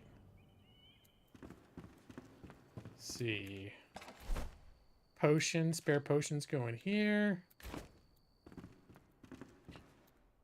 Copper arrows go in here. Wait, no, they don't. I found there's another place I put copper arrows now. Because copper arrows get used as ingredients now to make poison arrows. So I've got to put them in one of my glowing chests. Let's see how this armor looks. Not nearly as cool as your. I mean, what? It looks like pajamas with giant metal pauldrons. You know, does not look nearly as cool as what I've been wearing. No. We'll keep it just in case we want to play costume party at some point. I'm pajama night. Oh, this thing's already full. I need to make a bigger box. All tremble before the pajama night. Can I put shit in this one? Yeah, I'm not using this for anything. This will be even more junk. That's where all my ammos and stuff go. This shield is junk. Delete that.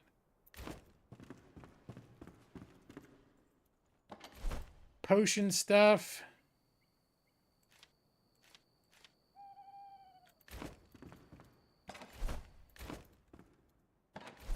Put that shit in here.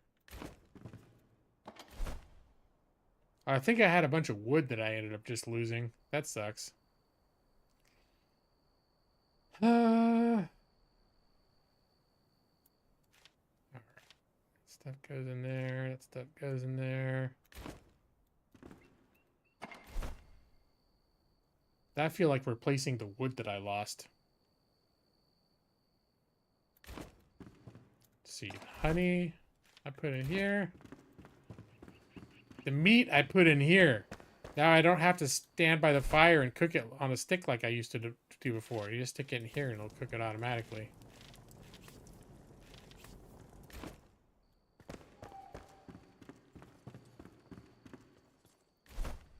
Oh, this staff? Level 11? I think I've got better staves on standby already. Level 15, yeah. So we're going to convert this to currency.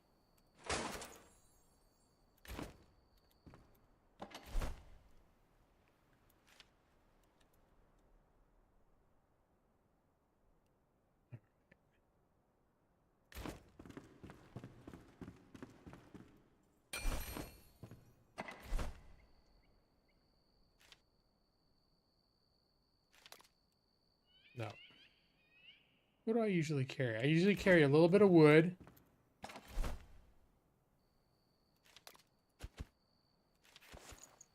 And a little bit of these plant fibers. Yeah. Oh yeah, lockpicks. That's what hurts a little bit, losing the lockpicks. Because the lockpicks cost scrap. And scrap. I think I had some scrap too that I lost when I fell in the lava. Alright, let's make some lockpicks. See, I only have 14 metal scraps. It's the one thing that it's hard to mass collect without, because it only really drops with certain enemies, and they're trash mobs, but you got to kill a bunch of them to get it, and then you usually end up using all of it almost immediately. 4, 5, 6, 7, 8, 9, 10. That's worth having 10 lockpicks. You're not usually the gravestones are set up to appear in a place that's not going to be a bitch for you to get to. I think it actually worked to my disadvantage that I found a little spot to stand right before I died in the lava, because I think the game interpreted that as a safe place that I could go back to. Like it earmarked that as the last safe place that I had been. It turns out I was already fucked by the time I was there. Okay, let's oh yeah, I was going to chop some wood. We'll go back to my old house.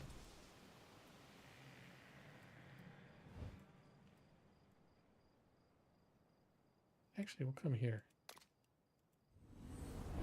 The trees around here give me the wrong kind of wood. They give me like the higher grade wood, but it's not the stuff that you use for like most things at my level.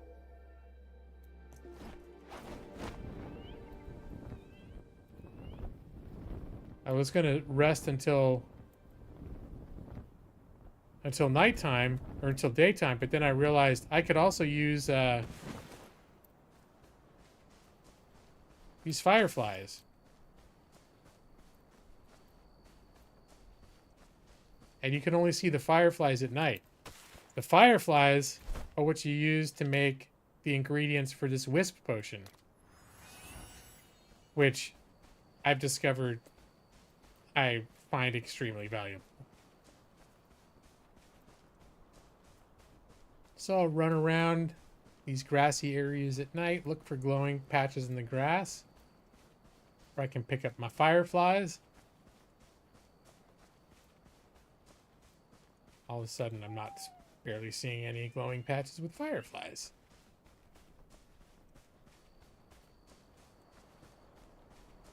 Why you gotta be so stingy with the fireflies?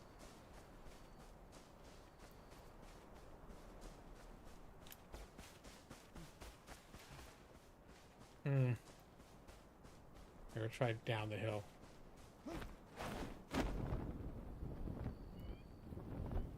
There we go.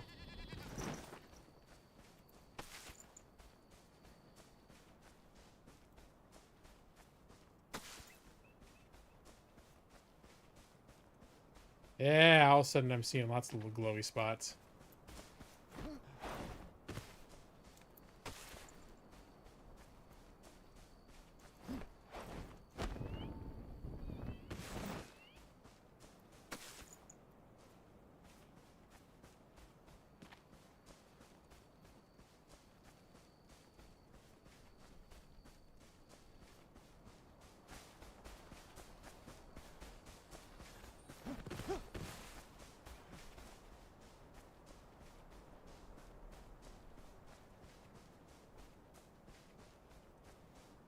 Do I see spookykins over here?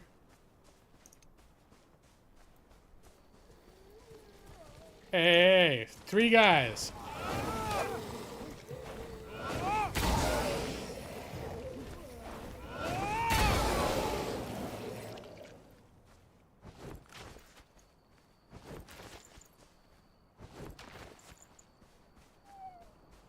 All right, and there's a glowy patch of grass. There's way too much dudes to fight over there. More than I want to deal with. Especially since there's no compelling reason for me to be over there. I'm randomly looking for glowing patches of grass. So close to 5 guys. I want my hamburger. I do have some leftover. I have my bonus burritos from Taco Bell to eat after the stream. So I do have something. It's not a lot.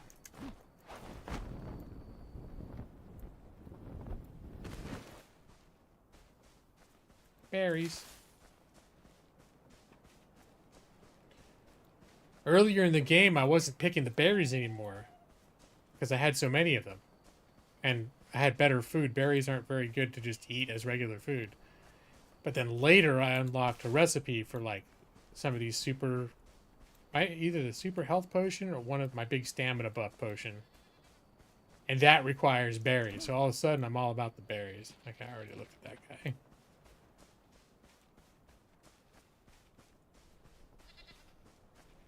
I see glowy patch of grass. Alright, now it's going to be daytime and it'll be hard to see.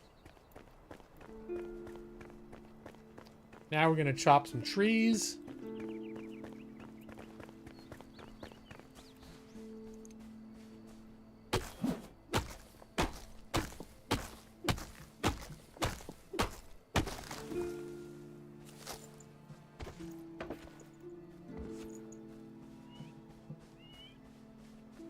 Ooh, yellow flowers. There's some kind of potion too. I can't remember which one.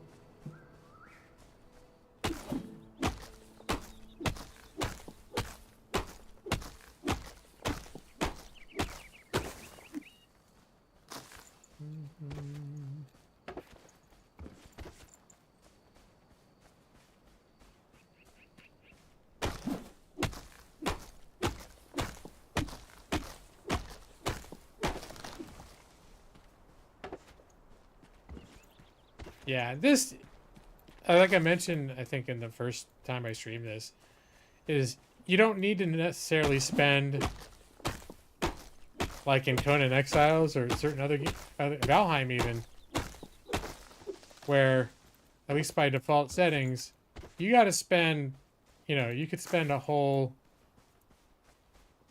hour, like every time you play the game, just collecting materials. Like I'm just going to spend an hour chopping down trees or looking for ore, like to mine ores or whatever, because you need that to craft the things that you need to, you know, to function in the game. Here it's like, yeah, I'm chopping wood a little bit, but each time I chop down one of these trees, it drops a whole bunch of little things. I'm already up to 144 logs. Just in the time I've been chopping trees for like literally the last like 2 to 3 minutes. So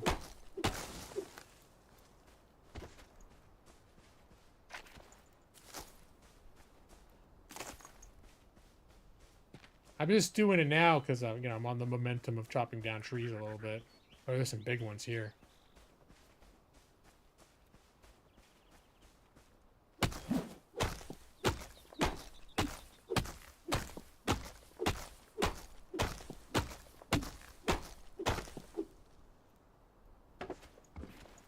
Yeah, each one of these little loots I pick up is 6. Wood logs times 6, times 6, times 6. All right, so I think we're good on wood. Let's go back.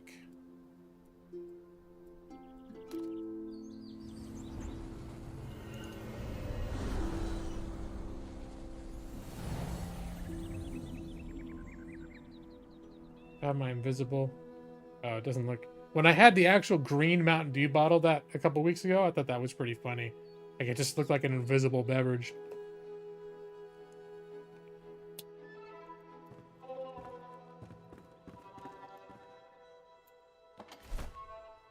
All right, so let's put about half of that wood stack in there.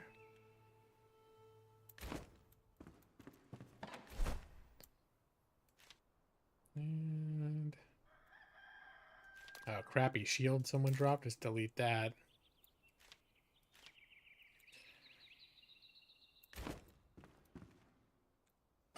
Potion stuff.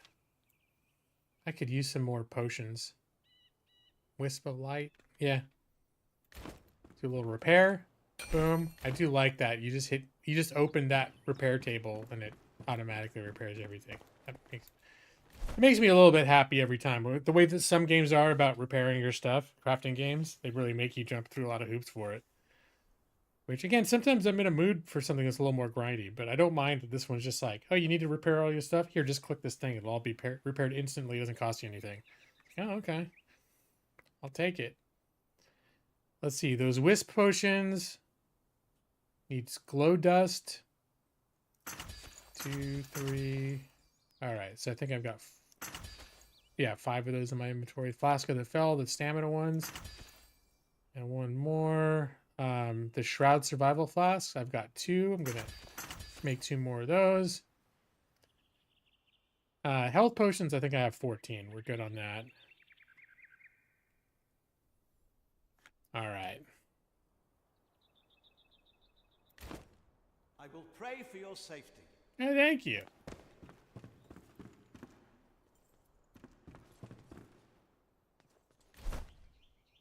All right. Oh, yeah, I should put these flowers away. Flowers and berries. See how the old garden's doing. Is there anything that I need? This is how I assess whether I should be growing more stuff in the garden. I talk to him, and I look at the ingredients, like, okay, I'm not really running low on anything for my big old health potion that I like. I don't really use mana potions yet. There may be a point at which I do, but I don't use mana really. Survival flasks, I'm good. Glow dust for the wisp of light. I can't grow that. That's what the fireflies are for. Fireflies are, this guy can make glow dust. Yeah, I'll go ahead and use half the fireflies, turn them into glow dust.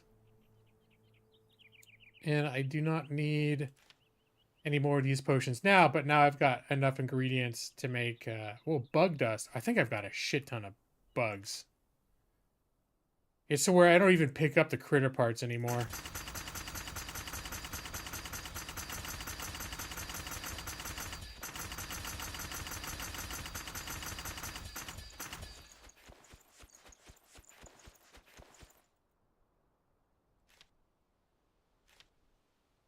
Bug dust? Okay, now I've got a shit ton of bug dust. May the flame guide your way.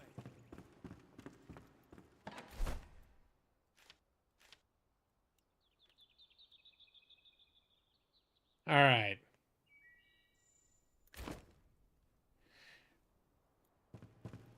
The fireflies are turned into dust. Yeah, that's what happens. You take it with a guy. He has to, I don't know which, I think it might be the mortar and pestle. There's something that you bought him that makes him be able to do that.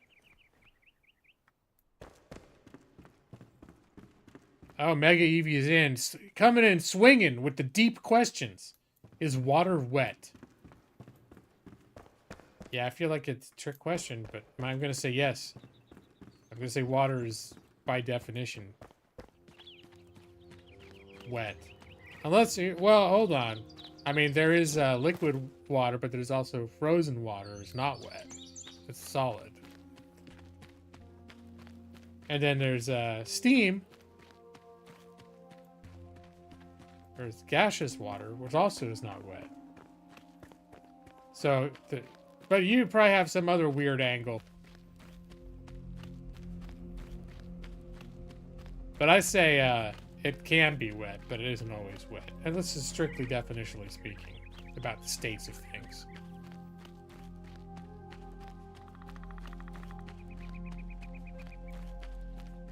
What is water? Is H2O? Which is the two? Is it one hydrogen atom and two oxygen? Or the other way around? I can't remember. Which is the two? The two modify... Is it H2? Like there's two H's? Or is it H2O? There's two O's. I think it's two O's, right? One hydrogen, two oxygen? It's two hydrogen and one oxygen. I was watching this documentary about infinity the other day. And infinity blows my mind when I think about it. They're talking about the different behaviors of infinity and what happens if you add infinity to infinity. And things like that. And one thing that always kind of blows my mind about it is to think that there are different magnitudes of infinity, but infinity is still just infinity. But the thing that popped in my mind to demonstrate magnitudes of infinity is, say there are an infinite number of water molecules. Right? How many are there? There's infinity. All right. So what's in each water molecule? So it's one oxygen atom and two hydrogen atoms, right? So are twice as many hydrogen atoms as there are oxygen atoms. But how many oxygen atoms are there? There's infinity. How many hydrogen atoms are there? Also infinity. But there's twice as many hydrogen atoms. But there's both of them. There's how many are there? Is infinity. But there's twice of one, and there's more. There for one. There's for every oxygen atom, there are two hydrogen atoms.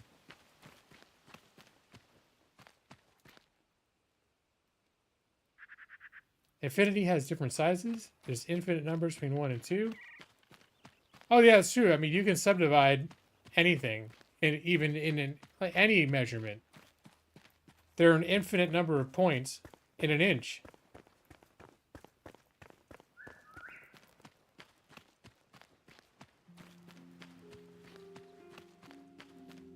But it's a more but that's defining measurements is speculative. It's imaginary. I mean, distances are real, But how we define a unit of measurement is an invention of our minds, right?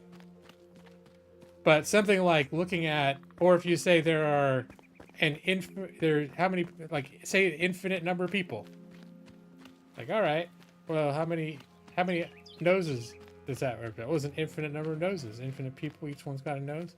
How many ears are there? Well, there's twice as many ears, because in most cases, each person has one nose and 2 ears with fingers and toes. 20 digits for each person. There's an infinite number of people. But for each person, there's 10 digits. Fingers and toes, thumbs, whatnot. So there's more of those.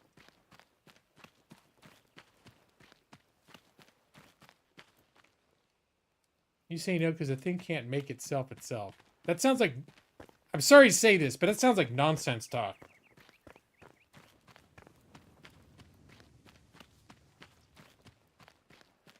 Water wouldn't make itself wet. Wet is a descriptor. It describes the property of the thing.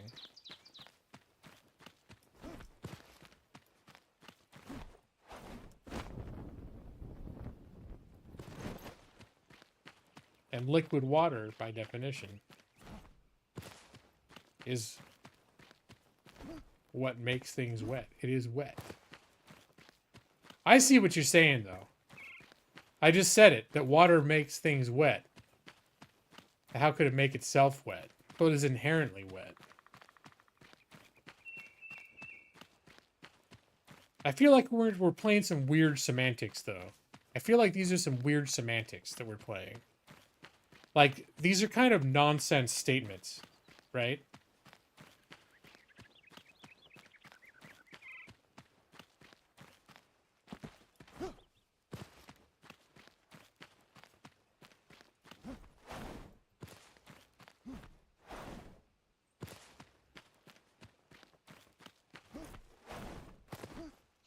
But it is interesting to think about.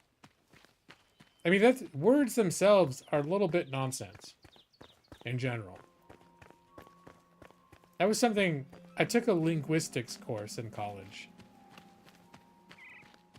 And it's something that kind of blew my mind a little bit. To think about words in a different way than I had before. And words is just sounds signifying things. And that we invent the words. And we invent the words to signify specific things. But the words themselves are invented.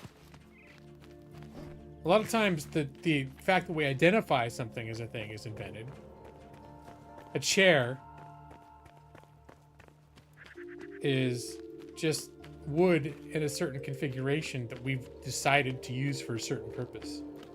It's not inherently anything. It's just something we've decided, we've agreed is a thing that's used, that has certain properties, certain traits, that's used for a certain function. But it's all come out of our imaginations. What's needed for soup to be a soup? I feel more linguistical nonsense coming on.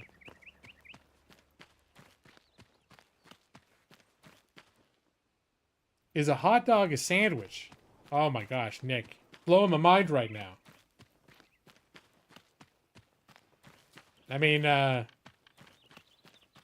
guess it depends. It's open. It's a matter of agreement or not. Is it a sandwich if everyone agrees it's a sandwich?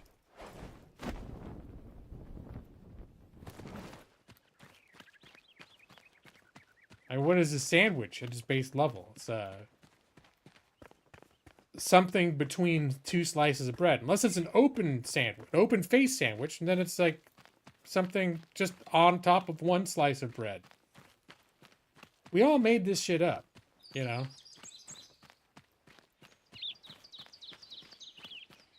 If you accidentally drop a loaf of bread and something falls on it, is that a sandwich? Slice of bread falls on the ground and there's air on top of it. Is it an air? Is it an open-faced air sandwich? I don't know. Blowing my mind right now. Want a sandwich and handed you a hot dog? Would you be confused? Yeah, I mean, intuitively, I think no. Sandwiches are. Now the thing is technically, I think I've heard people consider calling hamburgers sandwiches. But if someone asked me if I wanted a sandwich and I said yes, and they gave me a hamburger, I'd be like, oh, I didn't think that's what you meant. Like hamburgers usually are like classify as different, like sandwiches and hamburgers. You go to a restaurant and there's a separate section for sandwiches than hamburgers. But I think hamburgers are considered like a subset of sandwiches, right? But hot dog, I never thought about before, because I think technically a hot dog could be considered the same. I don't know. What's like? It's hard to say. What do you think? What do you think, Nick? You think a hot dog could be categorized as a sandwich? Functionally, it's an unhelpful description. Yeah. Yeah, I agree. I mean, because if someone says, do you want a sandwich?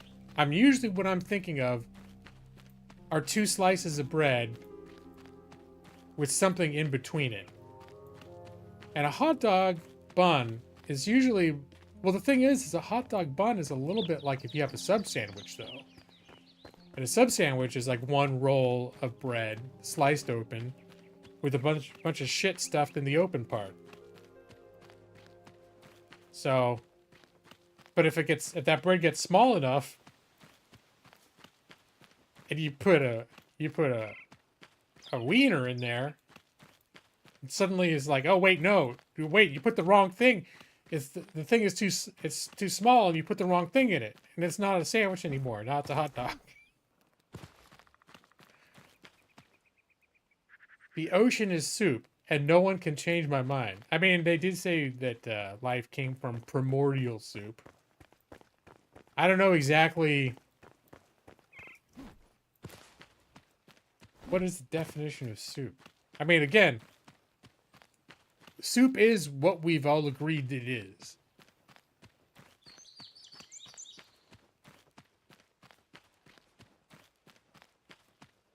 We got us all talking about the stupid and arbitrary nature of words. You started it, Mega Eevee. A meatball sub is a sandwich, yes. I think most people would agree with that, Nick. Mega Eevee just came in. Mega Eevee just came in to plant seeds of chaos and then watch it unfold. Is water wet? No, because the thing can't make itself. Whatever you said. It's like, what? It's nonsense. Nonsense. Linguistical nonsense.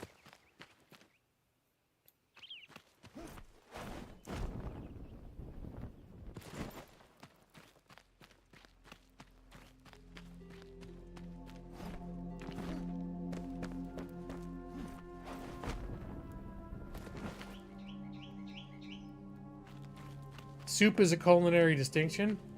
Well, the only reason, like, immediately I think of the term primordial soup. And is the term primordial soup borrowing soup in kind of a playful manner?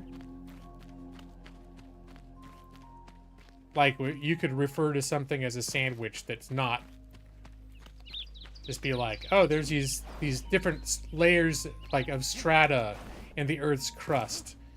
And they'd say like, oh, well, this fine layer is sandwiched between these two heavy layers of stone or whatever. It's like, well, no, we're not talking literally about like two pieces of bread. And, yeah. A primordial soup is not something that like the soup Nazi made. You know, it's not like someone's like, hey, I turned on the oven, or turned on the stove, and I put a pot, and then I made a world-sized batch of primordial soup, and then spilled it everywhere, and then life came. Roll for confusion. Natural 20. Yeah. Or would it be a 1?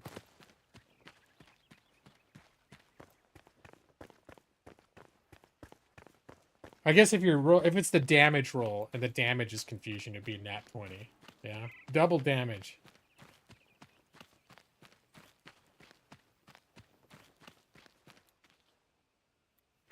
Oh, I see. Primordial soup. But the thing is, though, is primordial soup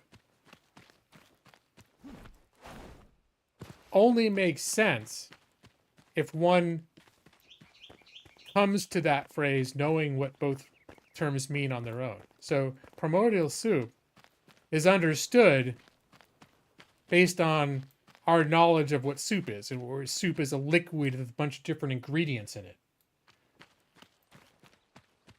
And it's that concept that is brought to the term primordial soup. But it doesn't mean that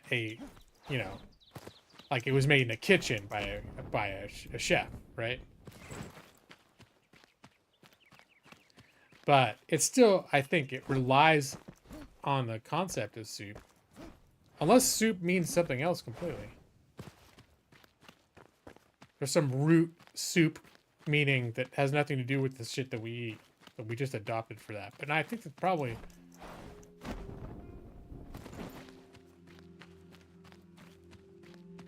Matt Pat... Wait, which one was Matt Pat? Was he one of those educational dudes? I know I've watched videos about a bunch of people leaving recently. A tomato is a fruit, but it doesn't belong in a fruit salad. Yeah, I get a little confused about that. I know there's probably some fruit as defined by, like, its relationship to other fruits. Like, is it a matter of, like, genus and everything? Like, why is a tomato a fruit? It's just like the nature of what it is, like how it grows and what it does and how it behaves, right? I don't know. So I know a potato grows a lot different than an apple. You wouldn't call a potato a fruit. Is potato considered a vegetable? I mean, I know it's like they call it a tuber. Is it a subset of vegetable? Again, it's all like what we agreed that they were, but at the base, a lot of these things have actually very specific definitions of how things get classified. People don't understand what they are. Game theory, MatPat, okay. I never really watched Game Theory. I mean, I've seen it before. I was aware of it. I'm sad to hear that, he's quit. He's passed the torch on to others, right? I think the larger problem that's a little concerning is that him quitting is part of a trend of some high-profile, high-quality content providers quitting. And is that indicative of a larger problem on YouTube? Fruit is used in a biological sense and a culinary sense, but we have the word vegetable in a culinary space. But not in the biological sense. Okay. So tomato is a fruit and a vegetable. Is it accurate to refer to as a tomato as a vegetable? I know we do. We do, but then there's always that person that's like, well, actually, tomato is a fruit.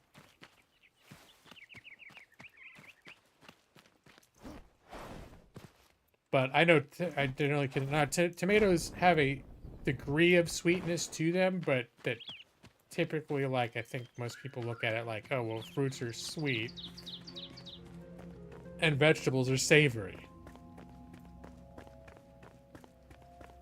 You probably find all kinds of examples to break that shit. Bananas are berries? Are you talking nonsense, or is that like a thing? I don't think that's accurate. I think that's nonsense. I could be wrong, though. But my initial gut reaction to that statement is that it's nonsense. Because I think berries are things that grow on bushes. Like these little berry bushes, the strawberries. And then these berry bushes can grow on... Well, there's the ones that grow on vines, too. See, bananas grow on trees. I never heard of a berry tree. Is there such a thing?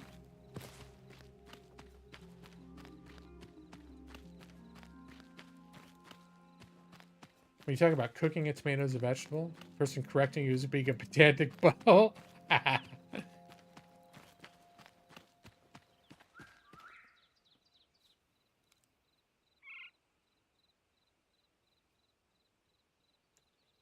Are bananas considered berries?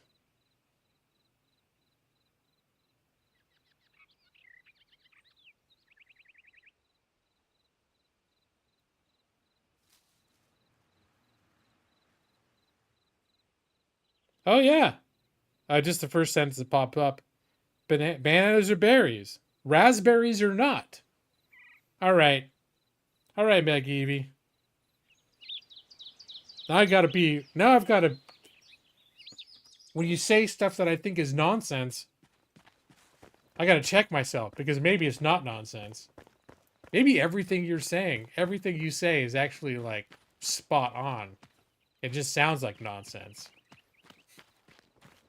Because you're carefully curating things that sound like nonsense, but that aren't.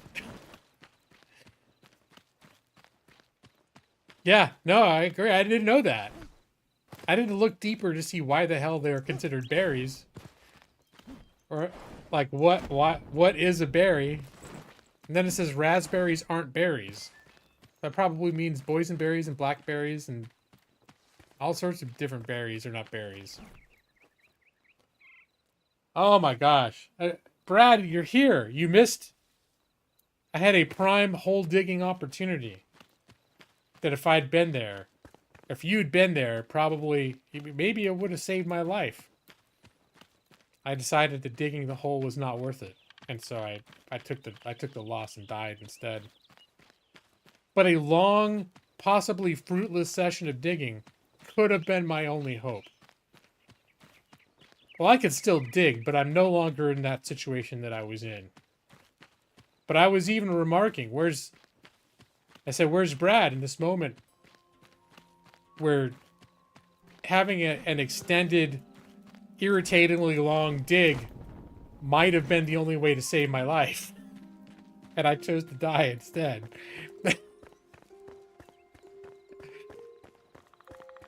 Well, the thing is I thought my pick might run out of stamina before I even was able to save myself. I'd fallen down like a pit where there was lava, and it was deep, but there was one little itty bitty piece of like dirt that I could stand on right at the edge that wasn't in the lava.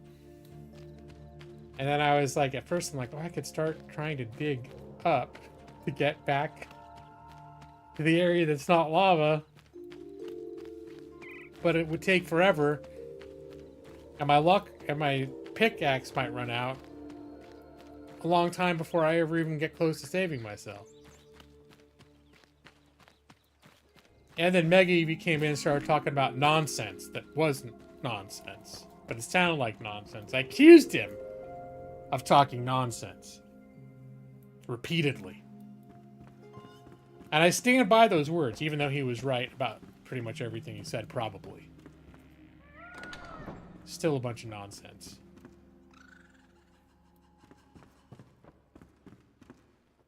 This is my new house. It's not as cool as a hole, but you know. I think it's nifty.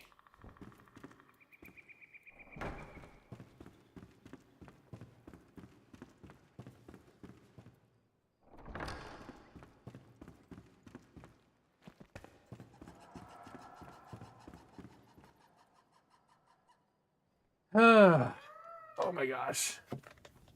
Oh my gosh, is it only 10? Oh my god, I'm tired. I'm starting to get hungry too.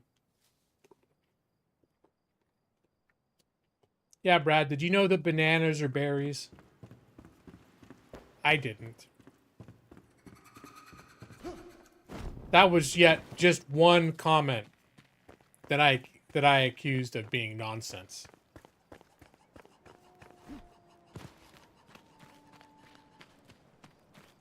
Now, I don't think the chat is always broken. I think a lot of times it's grossly inefficient.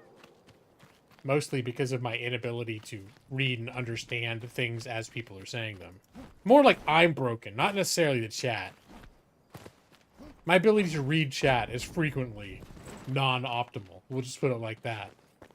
And therefore, the overall effect of the chat could be described as broken. Oh, god damn it, Evie, you were right. Chat's always broken. Never mind, I try to talk my way out of it.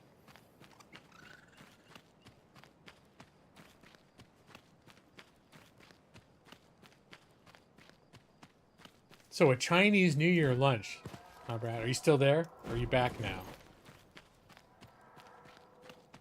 Because what is it? It's around 2 o'clock in Brad time right now.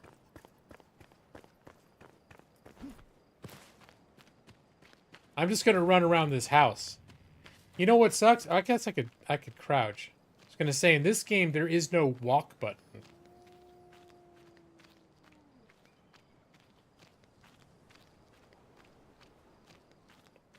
Yeah, it made my brain buffer. You know, at the point where I'm just saying that whatever you're saying just sounds like nonsense?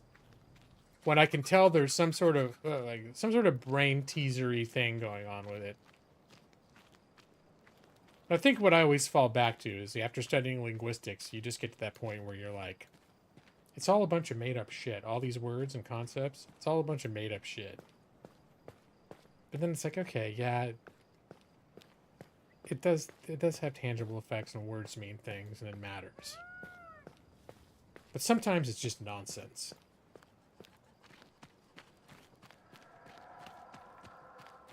Ooh, can get more water.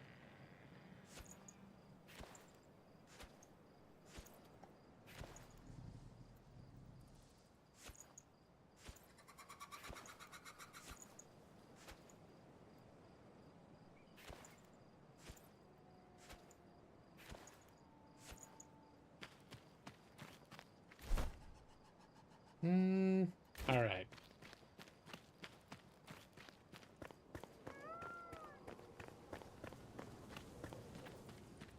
Well, bananas, but I don't think that's a dispute. Bananas are fruit, right? They're not vegetables. Although what some of the meals that I have fried plantains as part of the ingredients. That's some good shit. Make some pork and savory gravy with sweet fried tangy plantains, and for some reason that shit just works together. Shaving alphabet? I'm not gonna do that right now. Sounds like a bunch of nonsense. I only have so much bandwidth for linguistical nonsense. Even if it's all legit.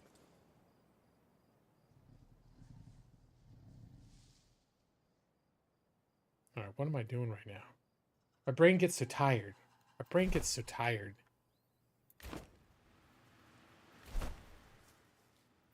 I was gonna put away some of my water. Putting the water in here. I got my potions, got my picks, everything is repaired.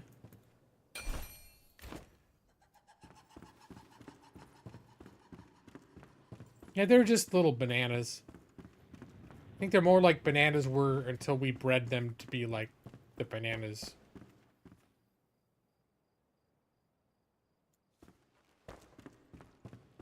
That you get in the store, the yellow bananas.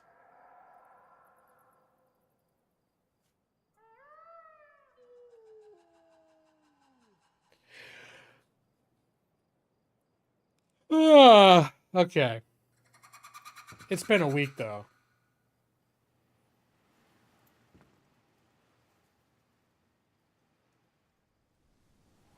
Oh wait, I just saw Nick your comment. It's been a while. If someone is talking about cooking and asks you to get some berries for a pie, you'd be incorrect to bring bananas. Yeah, see? But then you got the person to be like, well, actually, bananas are berries. Like if someone shows up with the bananas and the person's like, what the fuck is this? I wanted to make a berry pie. Actually, bananas are berries. So, you can just eat your own penis. Because I'm right. And you didn't know that.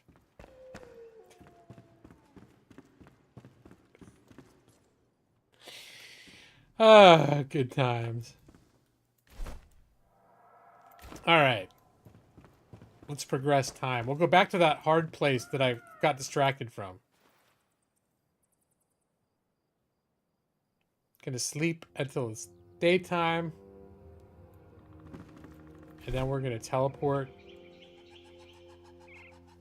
to a place where I say I always get my ass kicked when I go in there.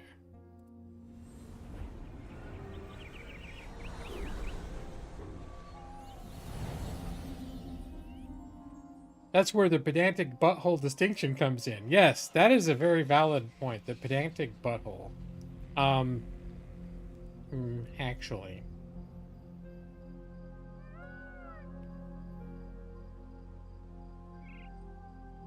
They're technically correct and socially wrong. Yes. Bull testes.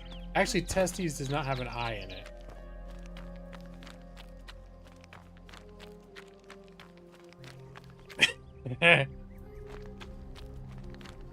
You see, Brad is... is what Brad's doing now technically correct, but socially wrong? Where you just come to realize, like, people are going to spell things like, you know what they mean.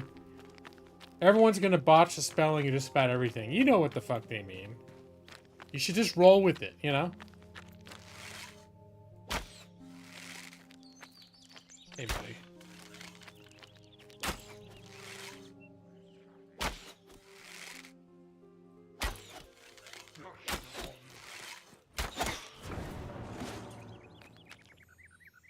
Oh, I should check my skills. I didn't even...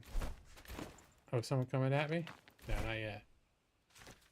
I have 8 skill points to spend. Let's see. I think I've been unlocking stuff on the magic tree, but I think I do want to unlock some stuff for my physical armor gains 10% more armor points. Physical armor and mitigation. I think I want to increase my if I go down this tree a little bit, I'll increase my melee damage.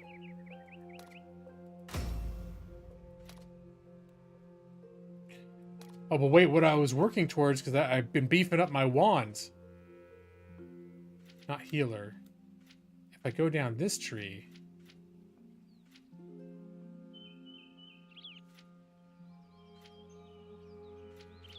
I start getting, crits with magical weapons. Chain hit. Critical hit with a magical weapon. It'll hit a second within 15 meters. It's just like all this shit where if my wands start... If I do crits, they start, like, blowing everything up around me. Which is pleasing to me. You know, I'm going to keep going down this. Let's see. I think Arsonist sounds good. So many decisions. I don't want to go down every tree, but I kind of like to maximize my wand damage and my sword damage. But that might be diversifying too much. Slasher. Melee weapon.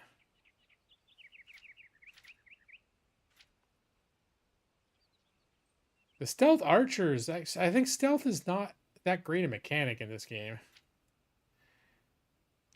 It seems like the stealth damage is not as extreme as they try to paint it to be. Like, it's supposed to be 10 times damage for hitting someone from stealth, but it never looks like it's that much bigger.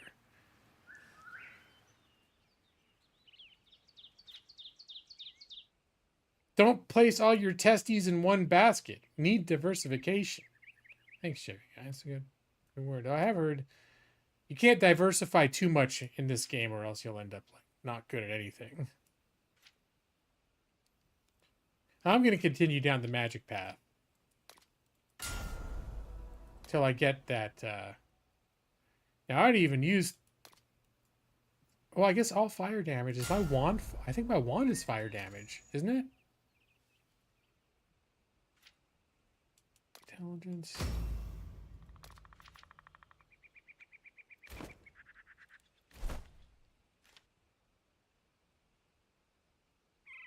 Infernal wand. Yeah, this is all fire damage. So hells to the yeah. All right. Let's see these guys hurt me now.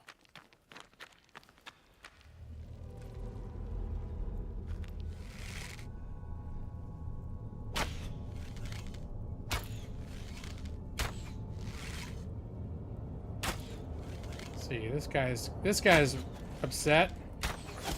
Oh god. This guy is the one that always. This guy with the green blades is the one that fucks me up.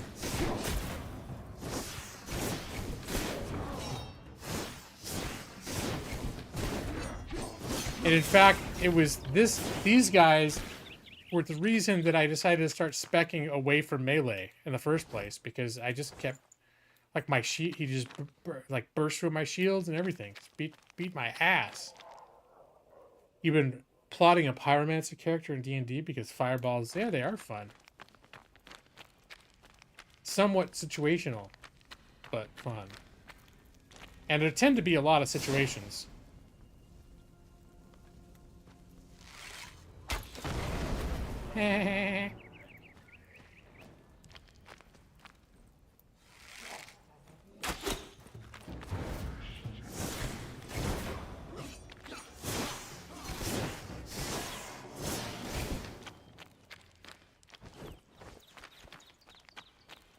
Alright, this is going a little better than the last time I was here.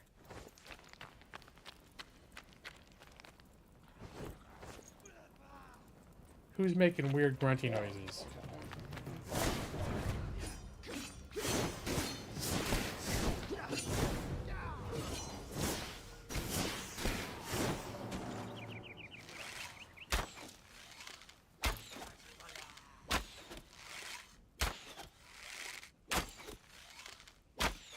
Alright, now he's dead. Ooh, I gained a level.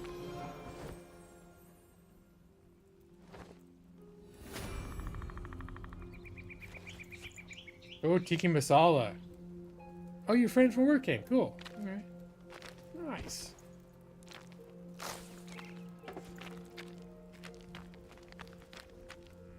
Alright, now I gotta remember, I don't need to kill everything in here. It's still telling me about my tombstone that's down there. I'm not gonna mess with it. I'm not even gonna bother. Okay, if I go down here, I'll be towards the objective I'm looking for, but I just can't ignore this mine shaft. I gotta know what's in here. What ore is here? Okay, I recognize this. This is copper, right? Let's just make sure. I think it is.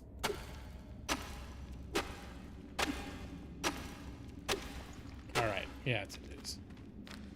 What I would really like is to be able to upgrade my pickaxe to pickaxe things better, but so far I can't. Can't find a way to do that.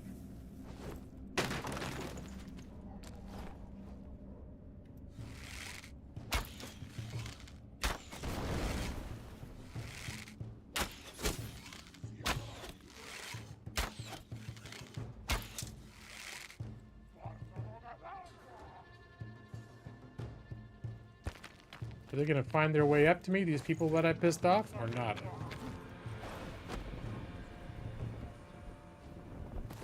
Come get me out here.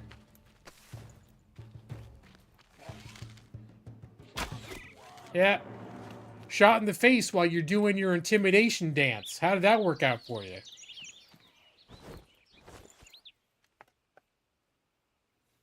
What has 4 letters? No, it's not a question. It's a statement.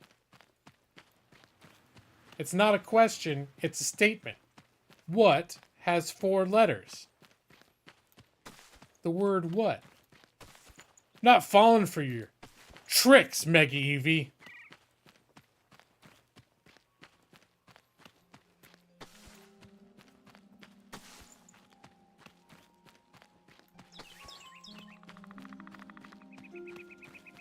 Very, very sneaky. All right, here we go.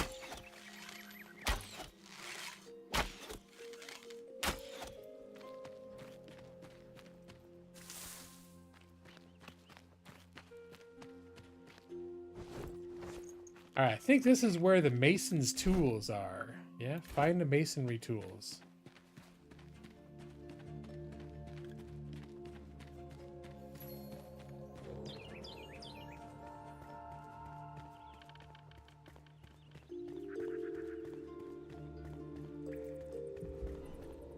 Oh, it's fucking dark in here. All right, time for my, hold on. Let's get out of the shroud. It's dark and shroudy inside. This is the gate to the pillars of creation. Holy shit. So this is going to be like a whole place in here. Oh, look at the lava in there. I don't like that. Don't like that. All right, let's have some chestnuts. And some health increase. Remember this. Move this so I don't accidentally raw meat, which will make me feel sick. Gonna have some of this. Time to buff up. Some shroud protection. And a wisp potion. Alright, we are all set. Why is dark spelled with a K and not a C? Nope. Because English is weird.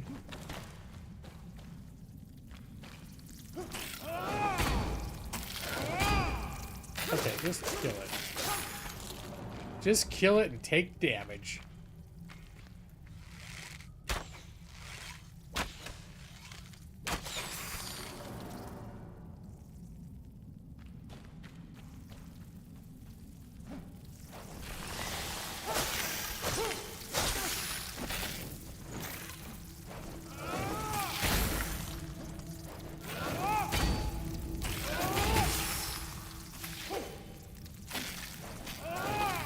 Wow, I'm getting my ass beat by these little fuckers. Alright, that's where the healing one of my big old healing potions comes in handy. Right, could you guys stop coming at me though, you know?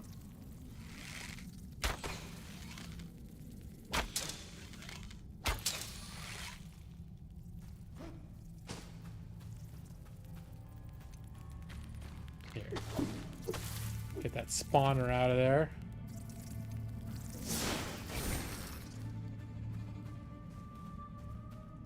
Is anyone cold? I would imagine several people are cold right now.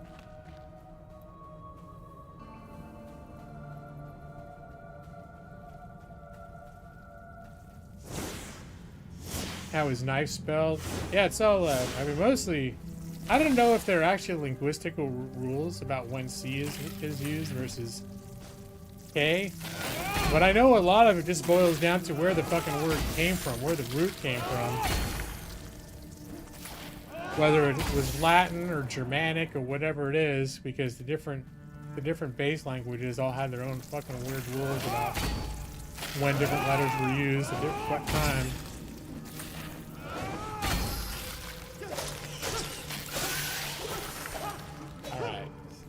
Getting a little bit ridiculous, you guys. I'm tired of fighting all these things. Here, we're just gonna have some. All those little guys, like their loot's pretty useless too.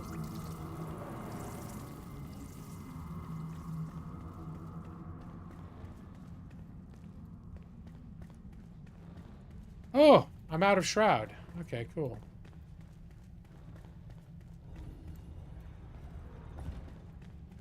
Wow. Alright, let's see. It's kind of a cool room. What do we got here? These things often have neat stuff in them. An experience scroll? Fuck yeah, that's cool. Alright. Definitely worth breaking this stuff open. They don't all yield something great, but some... A flame scroll. Good. Fired bricks. All right. Another experience scroll. Okay, I like that. Just to have the experience scrolls are pretty sweet for just like random things. Random things that you find by breaking pottery.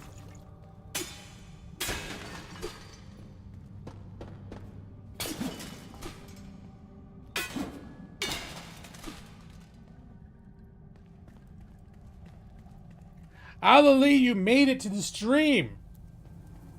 I'm really glad you made it. Caw.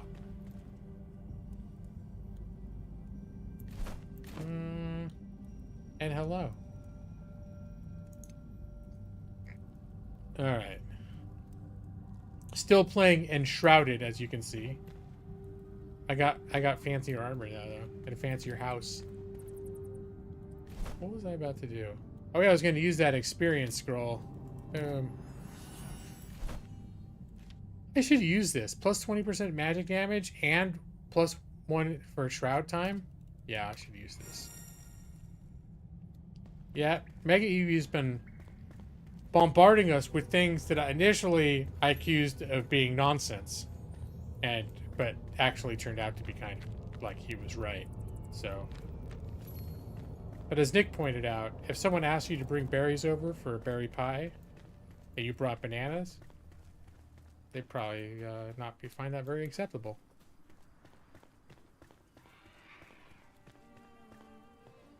Alright, let's see. Let's see if there's anything big at the end of this thing. I mean, clearly there's stuff all the way up there that's a thing.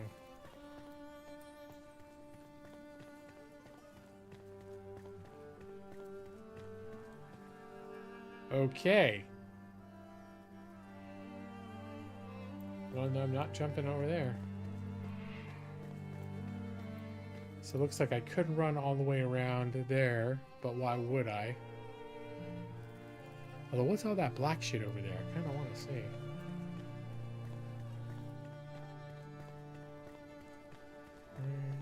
My friend was upset. You gave him cookies. Fast forward today. He asked me to give you a hug. I said yes. He appreciates me. That's both sweet and a little bit weird.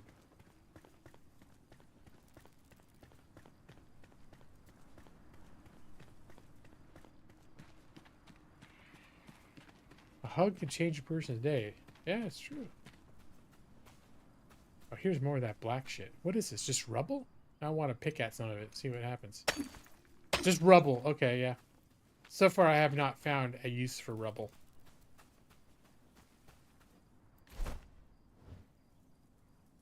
I have no clear reason to come down there, except I'm curious to see where it goes.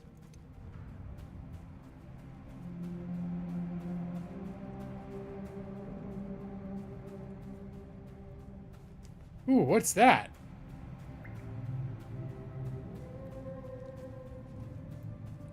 That is some bright shit. Before we get too swept off.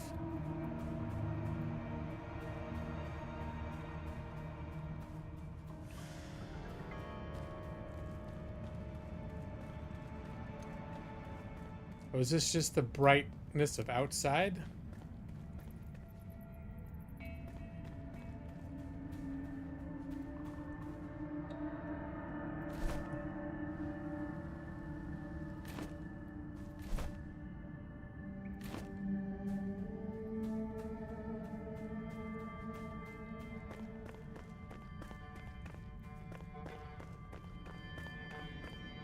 Going to bed before you do more sleep drunk typing? There's a sleep you can think you can be asleep drunk. Yeah, that makes sense. You gonna get out of here before you do something you regret? What is this plant? Well, I gotta chop this down and see what it does. This is a different kind of plant than I've ever seen before.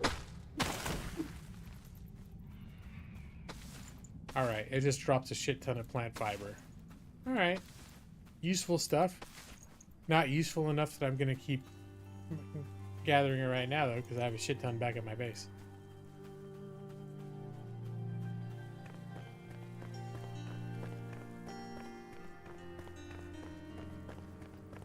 I think I've definitely found myself in a new biome.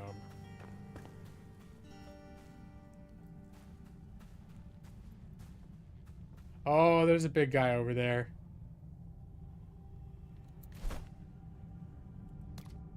Go to journal. Oh, something coming at me?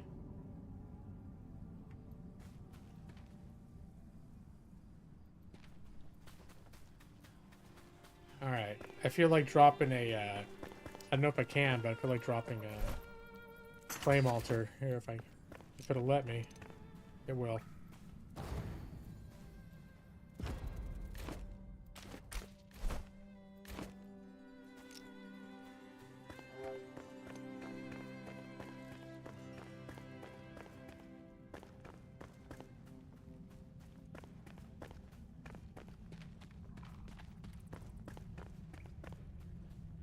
Alright, I'm gonna provoke this giant, angry-looking beast.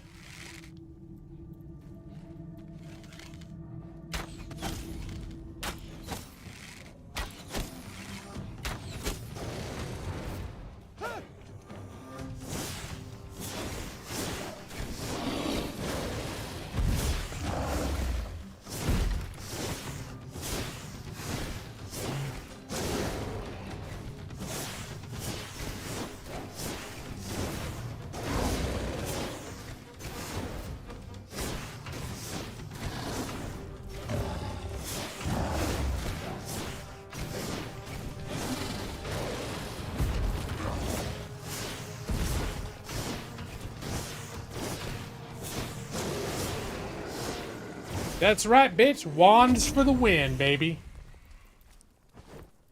Bitch tag. Ooh, what is this? Ow.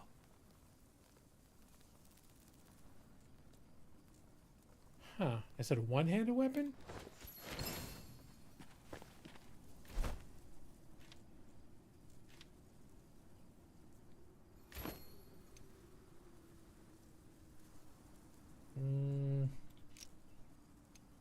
Nope, it is a two-handed weapon. It's pretty fast for a two-handed weapon. But it is not letting me use my shield. And I have two-handed weapons that do a lot more damage than that. Like a big foot boar.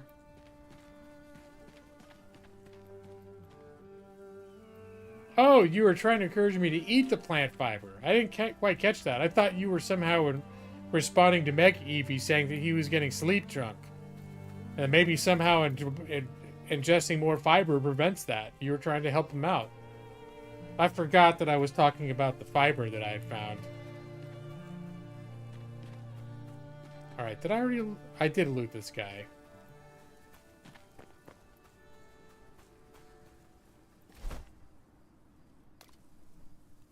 So wait, what was in the journal?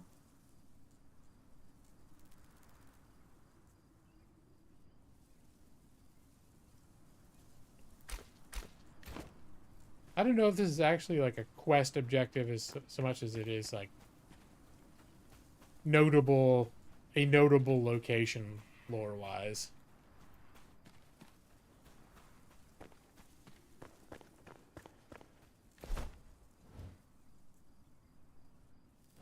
All right, I think I want to go back though because I think I left those caverns too early because I think there was the mason's tools were in there.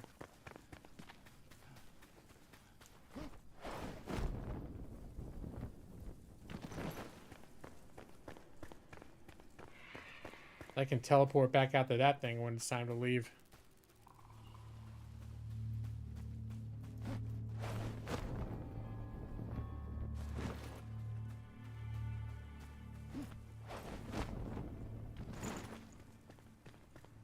Alright, let's buff up.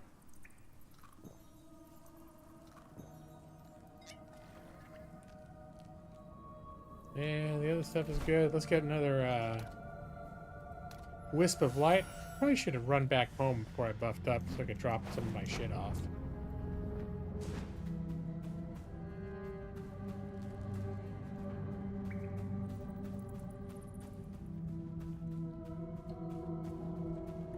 That guy wouldn't have been quite so pathetic if I had tried to use my sword and board to fight it. It was only pathetic because I used bitch tactics.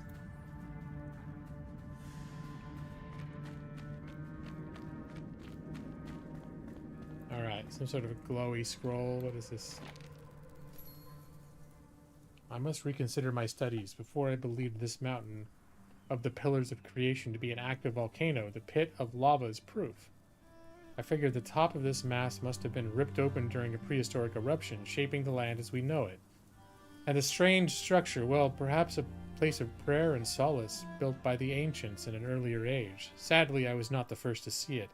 Another expedition arrived before me, Eastern folk, led by a Nala.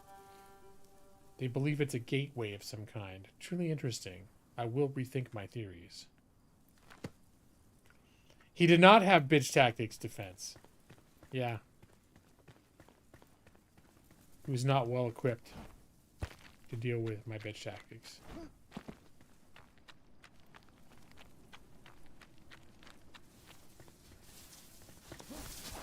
Oh, that hurt a lot.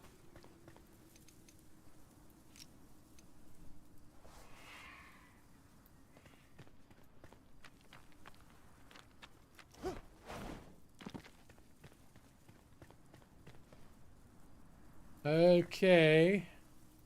Wait, was there a way up there? I just noticed there's like a walkway. There's a ramp on the other side if I'd come up. I'm going to keep going this way. There might be a way over through here. Ooh, there's these things. I like these.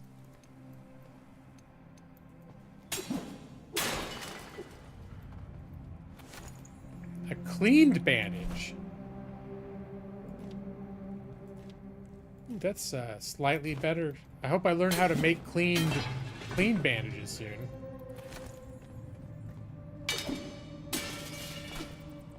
You can tell I'm in a different biome because the treasure chests are dropping things I've never seen before. Bronze bars. Ooh, that's new.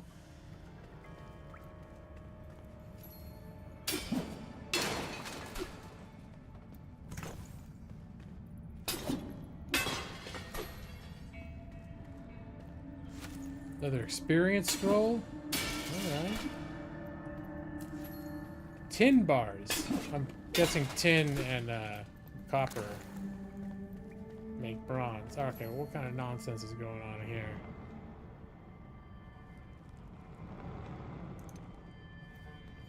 Oh, god damn it. Okay.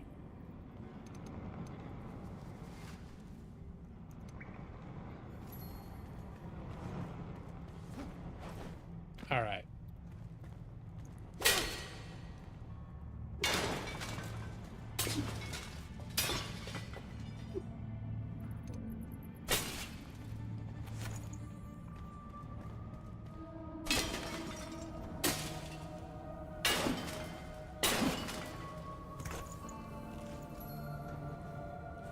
Oh, there's a room on the other side, too. Alright, I got to check that in a sec. But first, I see a big old treasure chest in here. Ooh. Well, it's a new wand. Problem is I just spec'd into fire damage, and this wand does not do fire damage. Oh, I think the wand I have now is better anyways. It'd be good to hold on to this, though, because just in case my wand breaks before I can have a chance to fix it.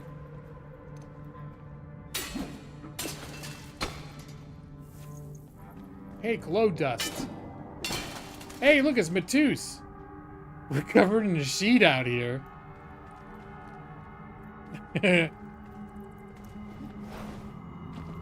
Alright. Oh, yes, all sorts of... This is classic dungeon exploration happening right now. Oh, covered in a sheet. I just got it because we're enshrouded. Ah, Matus. I was like, what is the covered in a sheet? Is it hot? Is that why? Is it hot? Or is it cold? What? Alright. Ow! Alright, that's enough. Fuck, dude! No, how did I do this to myself? Okay, that was very close. That was a very close call.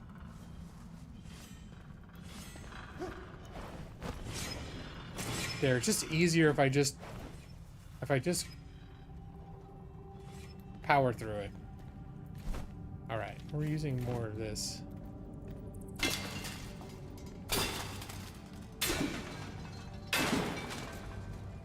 Yeah, I know lava's hot. It wasn't my plan to fall into it, but it just seems to be... I mean, you haven't been here, but it seems to be a thing that I'm into. Falling into lava. It's not the first time I've done it tonight. We'll just put it that way. Let's use this wisp potion so I can have a little bit of auto light. The floor literally was lava. Yeah, no joke. Hey, a feather. I wonder what that's used for.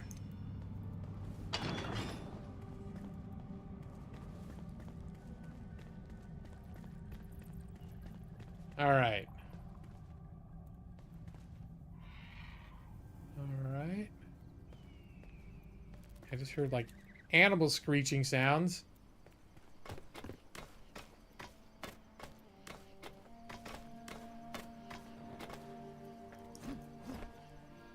Okay. Nothing up there to see? Okay.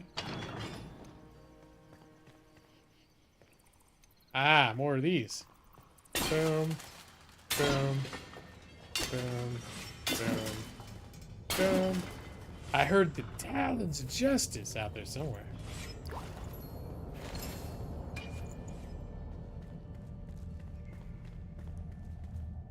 I wonder if when he hungers for justice, if it eats chestnuts like my guy does.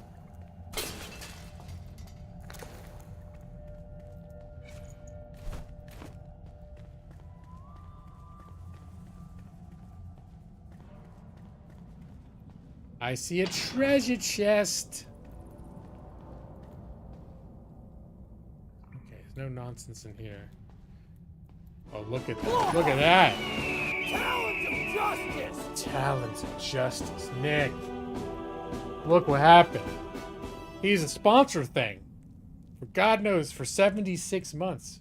Good Lord. Well, you gotta flex. You can only do it once a month. Right, Nick? So you gotta time it just right. 76 months of justice.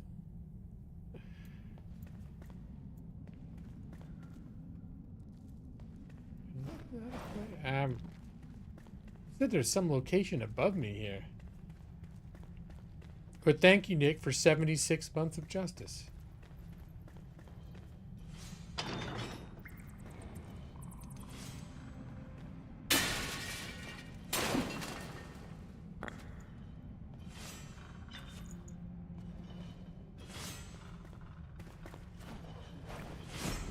No, go, no!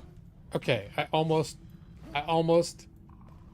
double jumped myself into the giant pit of fire down below. What are we gonna do with the justice? We have to sate our appetite because we're hungry for it. We eat it, right? Isn't that what the point is? We eat the justice. Right? Alright.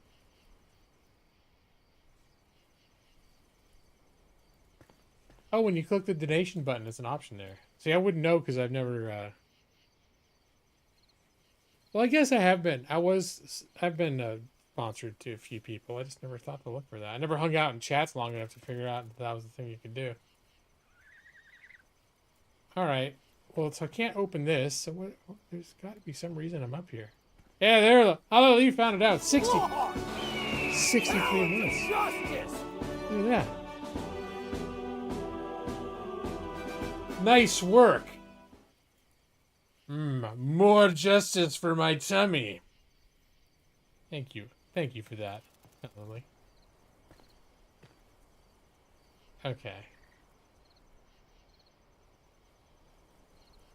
Oh, there we go. I see grappling hook thing. Alright, I was like, where am I supposed to go now?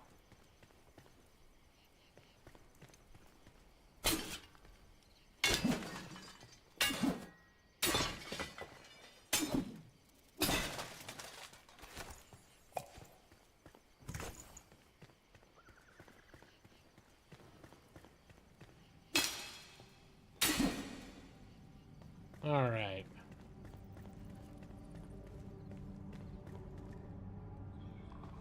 I think I was down there a few minutes ago. Oh, there's a button up there. I just noticed. All right. Well, it pays to explore. I would have had to come back here eventually anyway.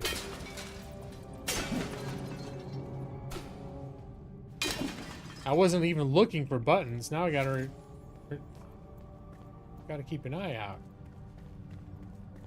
There's another button.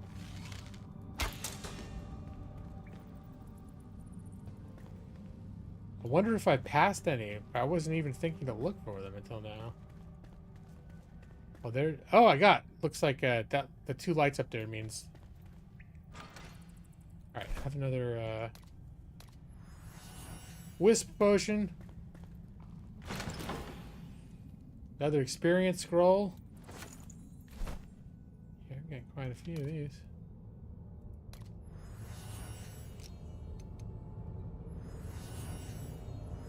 Getting so much experience. Alright, so it looks like there were only 2 buttons to unlock, and there they are. Wait, what? Oh, and this opened... Those buttons opened this door, which was closed before, too. It just leads back to where we were, but now if I need to come back this way, that way is open. Alright.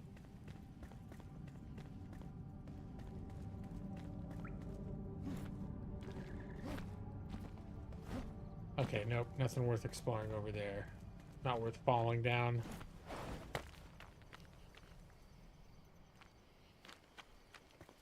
Alright, this is obviously significant. What's this? Oh, an ancient obelisk. I think, yeah, that added 8 new location markers. These obelisks unlock location markers.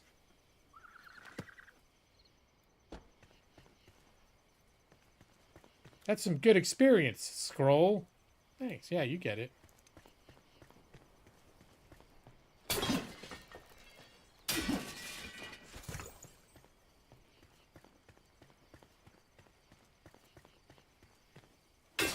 What I really like is to find these mason's tools. I'm getting so much loot in here. I'm getting all full up. Although there's probably certain things I can get rid of. Like the rubble. Don't need that. There's certain things I can get rid of if need be. Bones. I got so much cloth back home. Alright. There are definitely some things I can get rid of if I need to. If inventory becomes an issue. Oh. See these guys over here?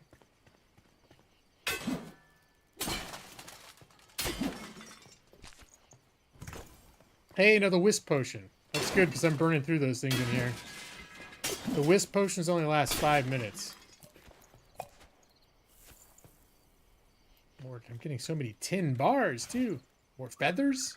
I don't know what I'll use them for, but they'll be used to craft things I haven't been able to craft before.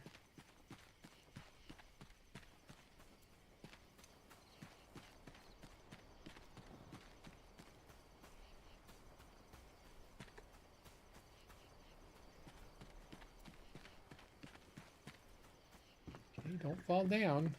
Don't fall down.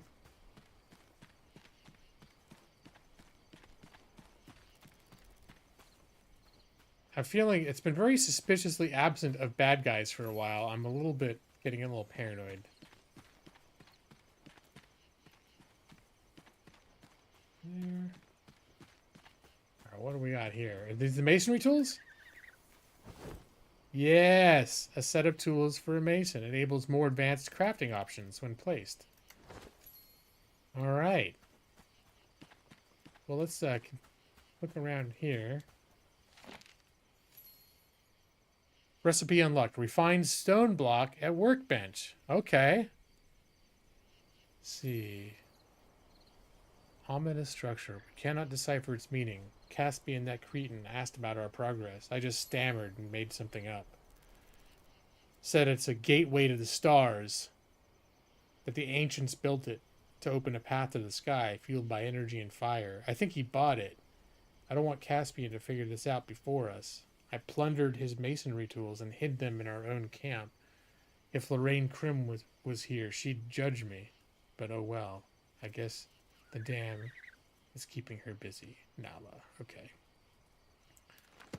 So the whole Gateway to the Stars thing was just something this person made up. Apparently. Doesn't mean it's not true. Sort of like Mega EV7. Like everything he said coming in here sounded like a bunch of made up crap. And then it was like, if you ever looked it up, it was right. It's true. Bronze arrows. Okay. It's a stone. Yeah, it's a stone block with a top hat and a monocle. I'm sure that must be what it is, Nick.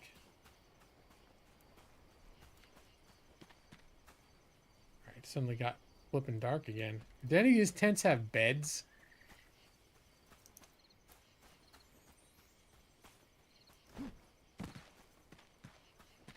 Or can I place an altar here?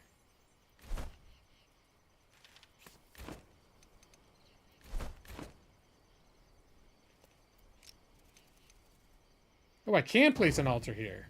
Okay. Well, this solves a lot of problems. Because now we can teleport home and come right back here. At our convenience.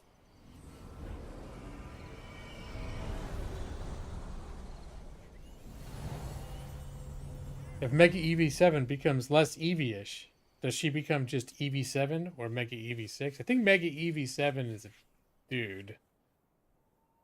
And, I don't know. I don't know what the deal is, but I'm sure Mega EV7 would have a lengthy discussion with you about that if you brought it up. It would be a lengthy, nonsensical discussion. Welcome, friend. Okay, I retrieved your masonry tools. You got me some masonry tools. Perfect. Let's place them nearby so I can get to work. All right. Craft takes time. Rest up. Let's see. Where did I got a full bag. Here they are. Here. We'll put them over here.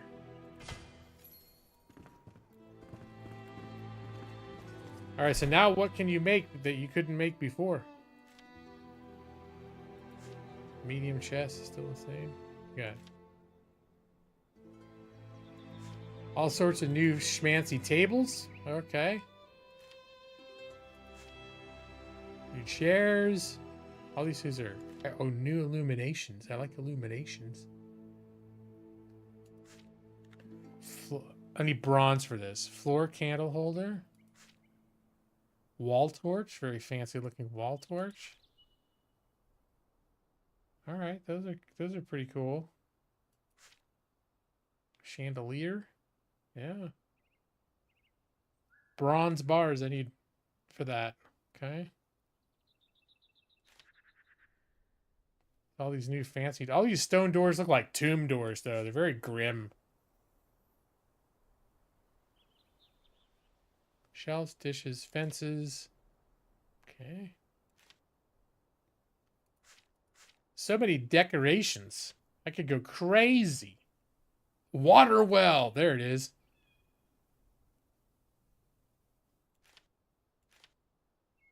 Wasn't I just saying? I know eventually I'll be able to make a well. But until now, I've had to find places with existing wells. Which is one of the reasons I liked when I found this inn. It had a well behind it. That's why I claimed it. All right. Ooh, fancier bathroom shit. Stone sink. Stone lavatory. Ooh, that's much better than what we've got now.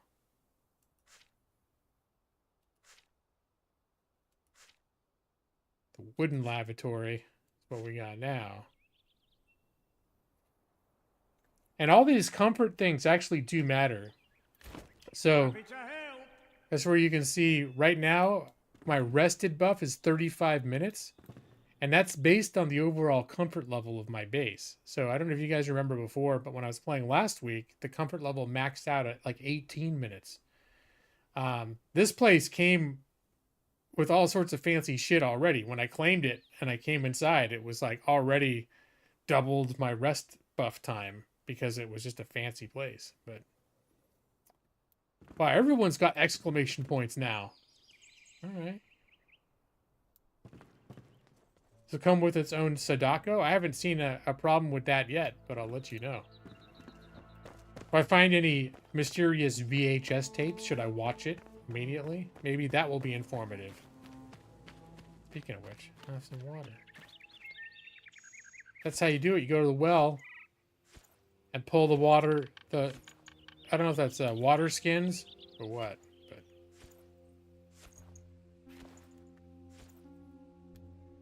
it refreshes every little now and then, you know?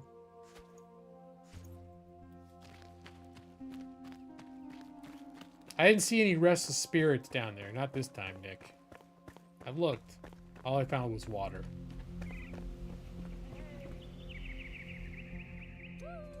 That is fossilized bone. Huh? Interesting. I should watch it. All right. Yeah, that could protect me from the lava. It's a good point. Makes a lot of sense, Nick.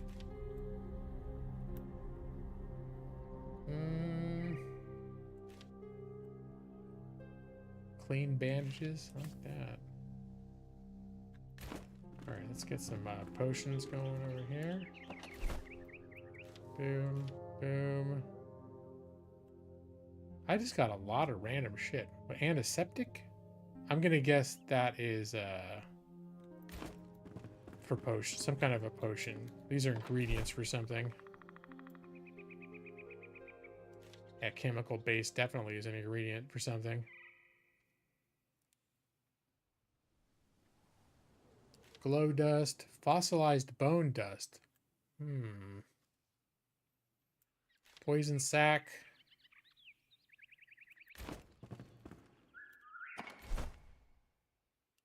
I'll bet then fossilized bones are part of like alchemical stuff, so I'm gonna grab those.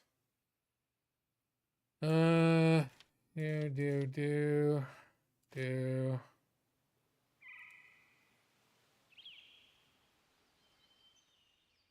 Fossilized bone. Sticks. 4. There. Stack. There's so much shit in here.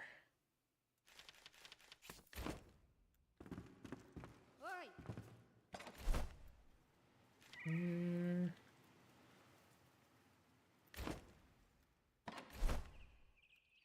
Put that there.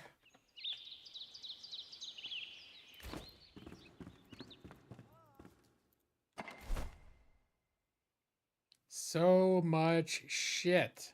All right. What was I going to put in here? The alchemical base. That's what I was going to put in here. Sorry. All right. Flowers, fruits. This sword. Now, salvage. This weapon is cool as hell looking, but salvage.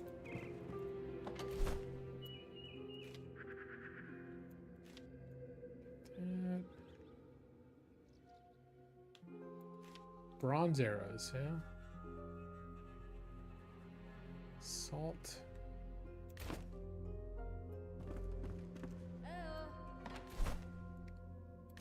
It's a good place to put salt.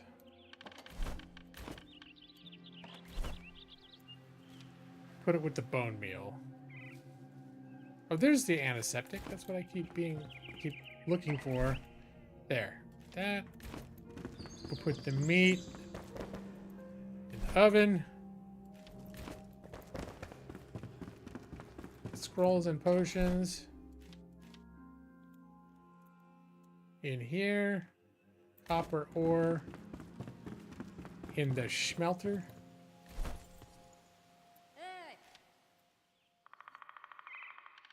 Oh yeah, fossilized bone I was going to put with alchemical supplies.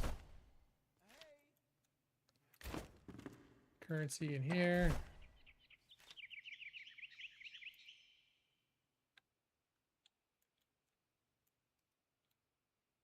All right, did I put everything away? Oh, this extra wand. I'll save that.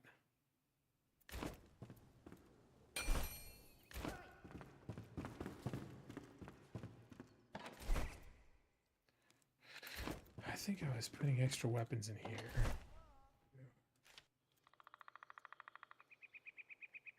All right, are we back down to my basic traveling gear? I think so. Sadako versus Kayako movie. Sadako would interfere if you weren't going to die on time. Usually just meant she'd kill you early. Well, you know. Early bird gets the worm, right? Valuable lesson. She's learned it. Yes. A tanning station.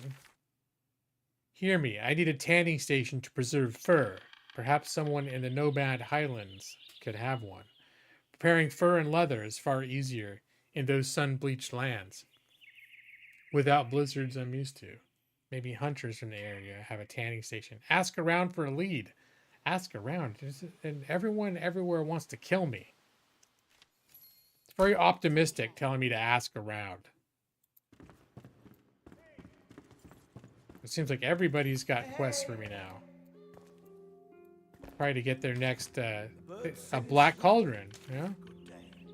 Alchemist is nothing without his cauldron. Mine erupted into flames long ago, but our dear Emily Frey is filling me with hope. She tells me stories of Ikora, a remarkable mage from the Nomad Highlands. She must have fallen to time, but we could use her black cauldron to make an alchemy station. Emily Frey can tell you more. Do let me know if you need anything else. All right, you guys. Emily Frey the farmer. Almanac for crops. Flameborn. The climate here is still new to me. Kindle Wastes Dunes were once my home. I wonder what could bloom here. With an almanac of plants and seedlings, we could grow fantastic new crops. I left mine at a camp as my caravan fled from danger. Could you return it to me, please? All right. I'll bet that new biome's got a whole bunch of new plants and shit that we could grow too. But the second mouse gets the cheese. What's the first mouse get? Another early bird gets the worm. I never heard of what happens to the first mouse, though. Ikora, yes, I know her. Reserved. Said other people drained her. Lonely, I think. But masterful at brewing potions. She had her shop at Rattlebleak. I'd love to marvel at her work. She could whip any potion like it's nothing. Right. So many new quests. Hunter from the Nomad Highlands. Look who's back. Funny you'd ask. Me Auntie Morwenna knew this fearsome hunter, big as a mountain. Lupa. She'd wrestle Vuka, tame drakes, and drink. Actually, she clogged my other aunt, Dwin the Elder, in a drunken stupor once. Paha! They took her to Raven's Keep for that. As far as I know, she didn't see the light of day again. Oh, that's too bad. I'll be here. All right, have I talked to all you guys and your quests? I'll bet I got all sorts of quests. Tanning station. Black Cauldron.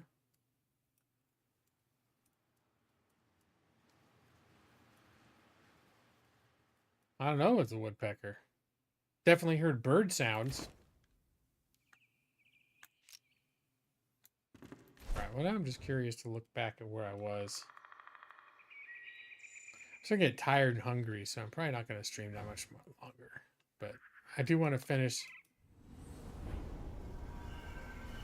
But just that middle of that volcano, I feel like there was a little more to see, but it was dark.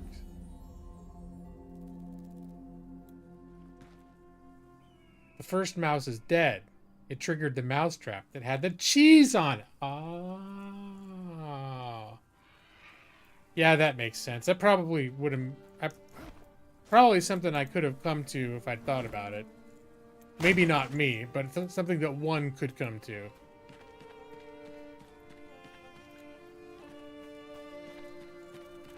Alright. Oh, hello. Slippy, Slippy. Brad, you've been here the whole time, just observing. Sagely.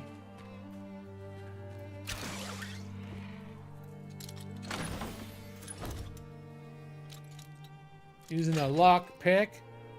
Fowler trousers. Green pants, which allow the wearer to glide through tall grass swiftly and silently. Interesting.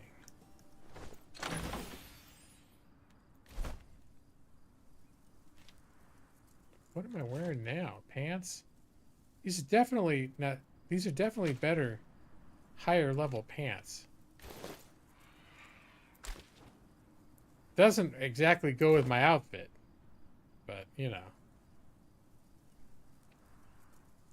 You're assembling some furniture, which is why I haven't said anything. Now your hand hurts from screw driving. And someone was being obnoxious. I don't know what you're talking about, Brad. What are you talking about? Talking about the gems of wisdom that were being dropped in this chat? Deep philosophical topics being raised?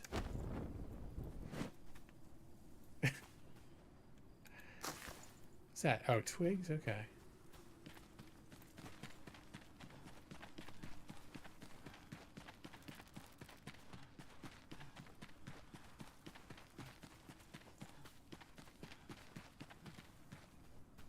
My goodness. What's going on over here?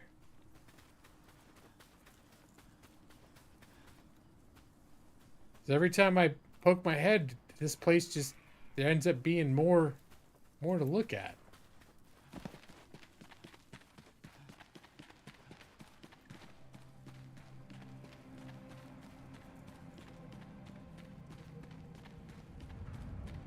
Oh my gosh. Like I went up and up and up. And there's like a whole outdoorsy place up here. I was down below before. Wowzers.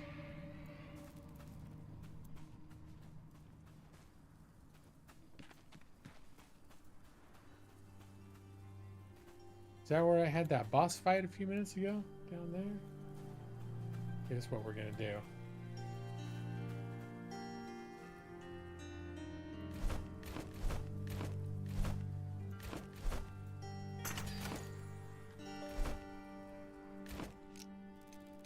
Gotta throw one of these. Cannot place any more altars? Oh no. Oh, that sucks.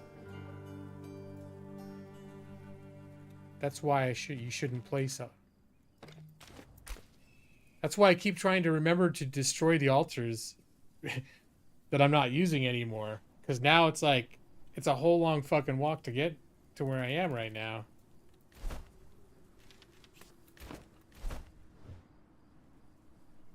Research camp. Did I make an altar in there? I know I made one down below.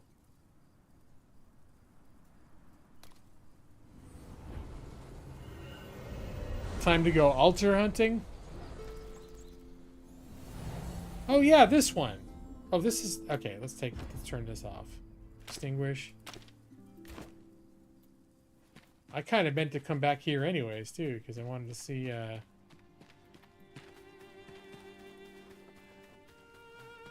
what, I think there was another way outside over here.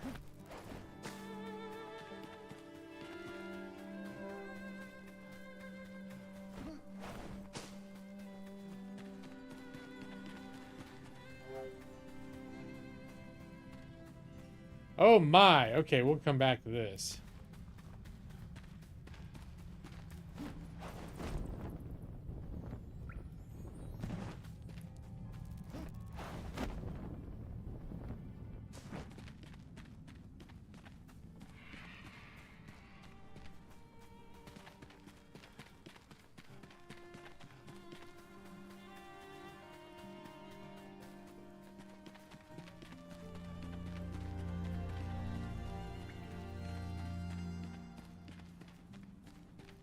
Alright, I'm gonna drop an altar down here somewhere.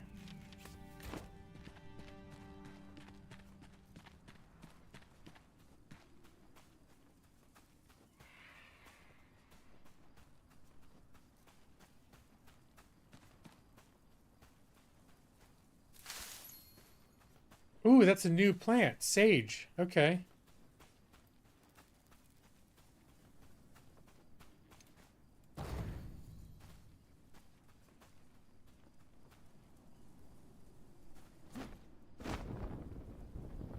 Whoa.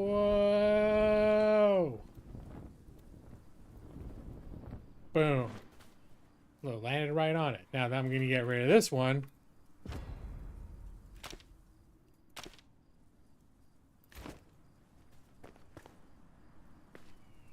And then we're just going to pop back up there.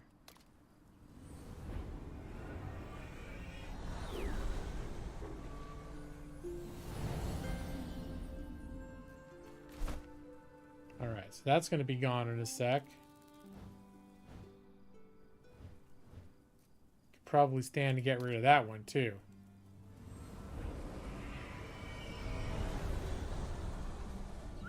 I'm not dead. Well, it really depends. I have died a few times, truth be told. Unless you're talking about me in real life. No, I'm still here. Although we did have a very morbid discussion earlier about death and mortality.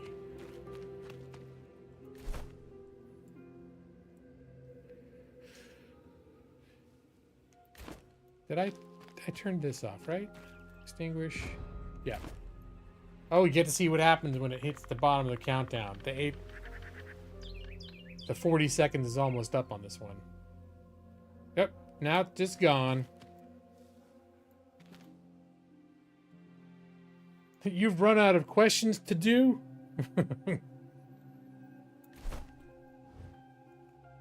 I want to keep that one there.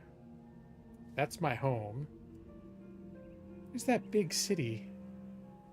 But I really don't have a need to come back here. I don't think. Jury's still out on that one.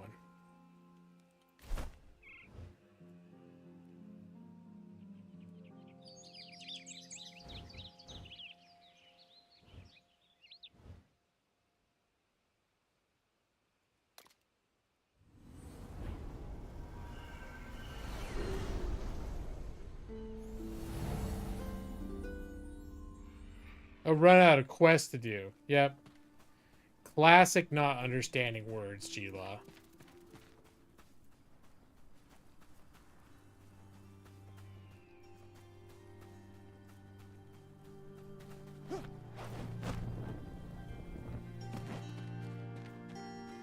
Oh, I'm seeing a big wolf monster over there. I'll bet it's got new meat.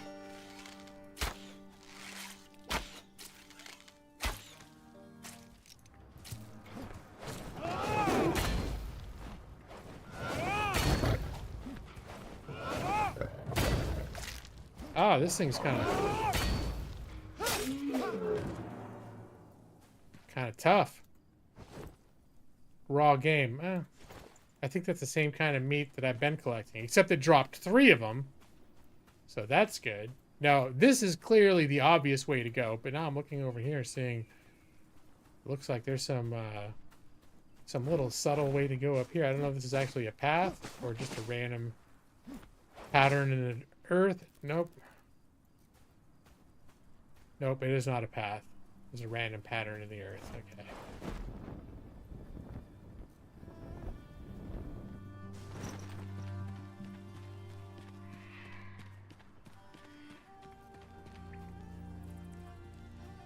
A cave passage, huh? Cave passage to what?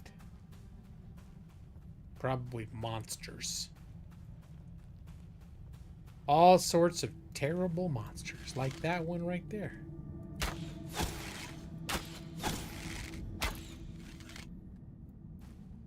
Oh.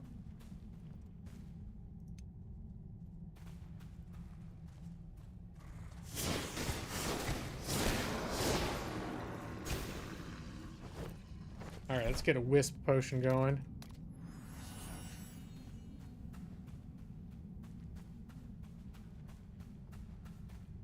It did look feline. Yeah, like a cheetah or something. Huh.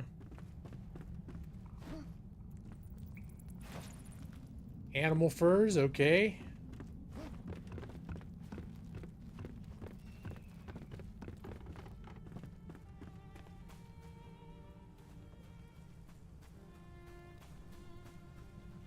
There's a lot going on in this cave.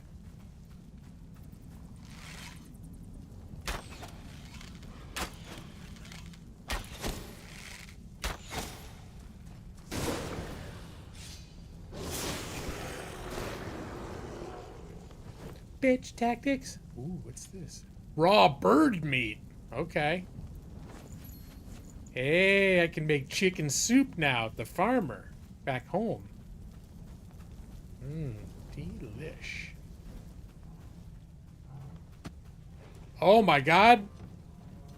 Look at that thing.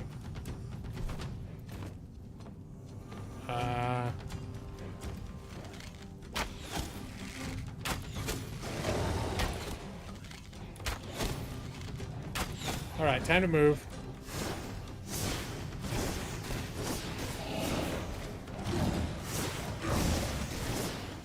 He destroyed his own campfire.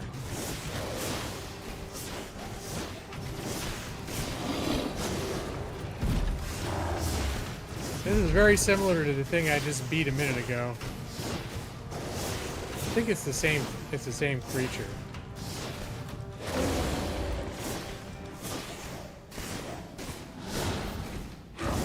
Ow! You got me that time.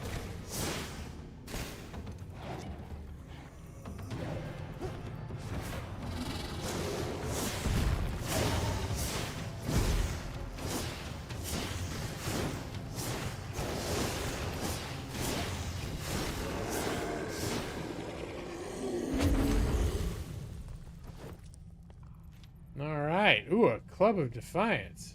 Oh, that's the highest two-handed weapon damage I've seen. I don't use two-handed weapons, but, you know, in case I ever dabble. Bitch tactics for the win.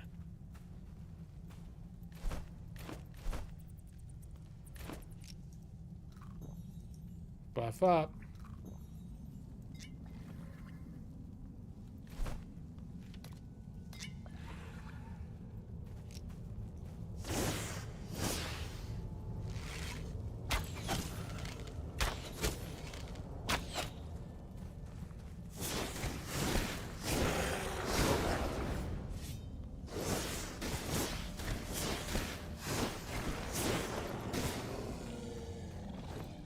And I've got all sorts of like perks now, so that the wand's damage, like each successive one that hits does more damage, and that a bunch of them will like split and have two projectiles come out. It's pretty cool stuff. Oh, this is, I was supposed to use this buff before I fought the big guy. I forgot about that. That was the thing. The first time I ran into one of those, there was a thing just like that around, and something that you read that told you, yeah, be sure to use the blessing if you're going to fight the big monster guy. I guess whoever wrote that never heard of bitch tactics.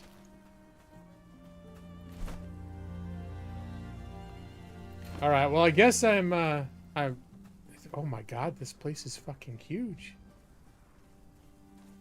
Oh, god damn it.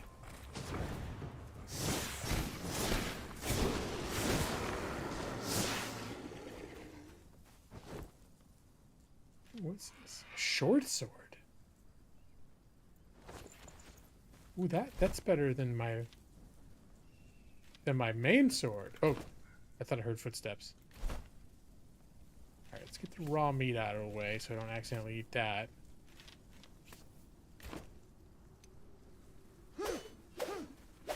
All right, yeah, better than what I got. The brawler hits like a truck, even fully geared at max level. Have you played this, Stone? It does seem like this would be your type of game. I'm nowhere near max level, but I did come across some videos that basically said, yeah, the ranged options are the way to go. Oh, turn this on.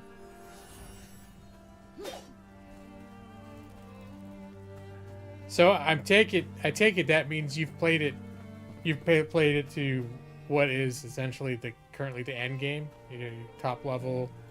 Have you basically seen everything that there is to see?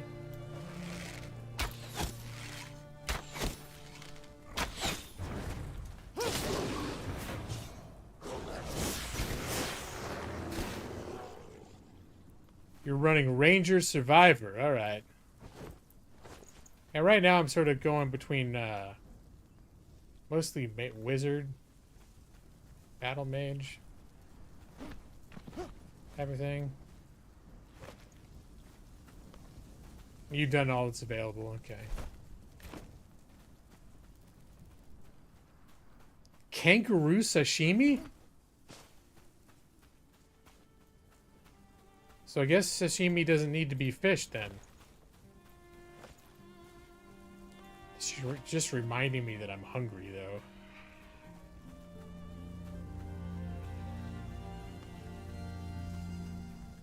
Where'd that guy go?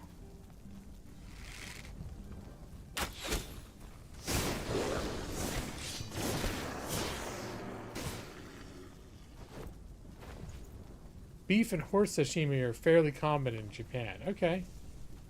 I guess it's because I only encountered the term sashimi when I'm in sushi places. But it doesn't yeah. I can get how that wouldn't necessarily mean it always has to relate to fish. No chicken or pork? That sounds dangerous.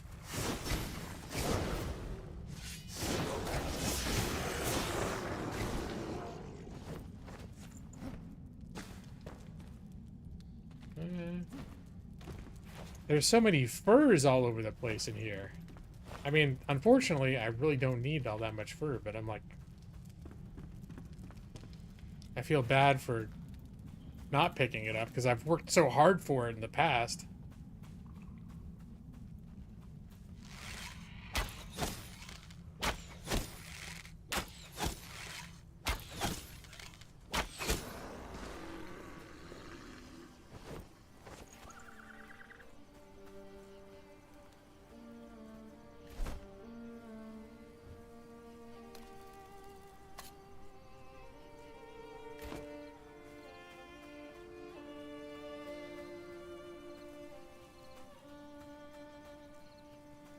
I don't even know exactly what I'm doing in here. Okay, more copper. Just wanted to see if they're gonna start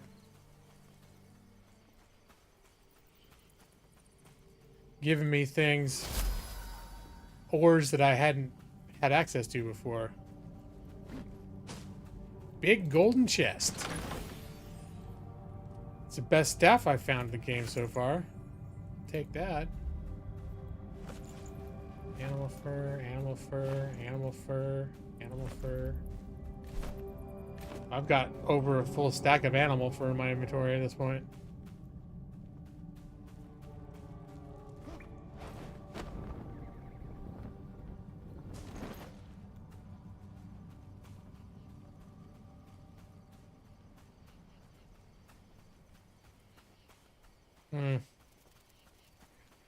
I think I may need to wrap up. This place is a bit more than I can handle right now. I'm getting tired. I'm hungry. I wouldn't go so far as to say I'm crabby. At least I'm not obsessed with thoughts of death and mortality at this point. I got out of my system at the beginning of the stream.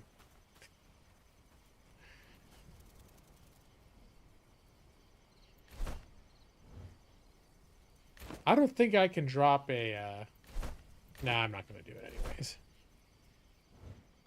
One of the stone altars. I probably can't do it in here anyways, but I would want to. It's like the middle of an enemy den.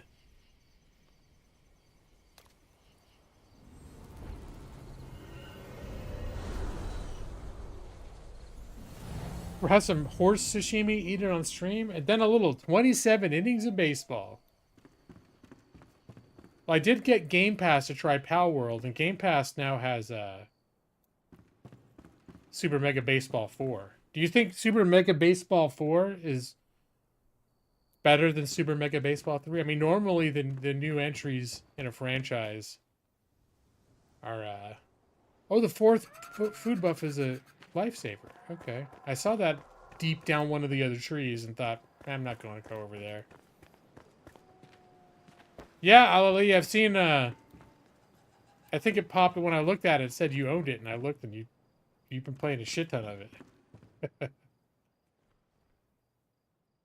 Franchise mode options are better, but you have to play more than one season for that to matter. Okay. How is performance? I think I heard initially when it released, performance was a little bit worse. Or maybe I heard from you when you were playing it, the performance was worse. Why can't you play right now? Performance is balls? Okay, that's not good. Didn't get better? It wasn't just like a release thing? Hey, Stone. Did you ever use this place? This is that inn. I forget what it's called because it took the name away once I claimed it. But it's a big inn. The ruined inn. It's giant. And I'd just seen a video of people saying they're like, yeah, one of the best things to do is to, if you find a cool place, is to drop down a stone and you basically drop down a flame and then you own it. So I have a thing that I was building on my own, but when I found this place, I was like, holy shit, this place is cool. And it's filled with all sorts of shit I couldn't build myself yet either. So I decided, like, yeah, this is going to be, at least for now, it's going to be a main base. Maybe at a point where I've unlocked all the different materials, the building materials and shit, maybe I'll, find a place and build big, but kind of digging it right now. Oh, you're fixing your PC. You found a leak in your liquid cooling 2 days ago. Holy shit. I never did liquid cooling before. I was always worried I'd fuck it up somehow, though. Super Mega Baseball 4 also has some real-life baseball legends, but that doesn't do shit for you. I doubt it. That's for me either. It doesn't really... Like it has actual baseball players that live in the real world are in that game. Yeah, and I wouldn't have suspected that. Okay, my God, I'm getting so tired. I'm so tired, you guys. I think I'm gonna wrap up game. I'm probably gonna wrap up stream soon. This has been a hell of a 3 weeks for me. Everything's calmed down this week, but I'm still like pretty depleted. And we're gonna be out of town all weekend too. For my nephew's birthday. We've been running around. Kids running, screaming, running around. You'd love it, Brad. Just a little pool of radiance VR. Yeah, that'd be great.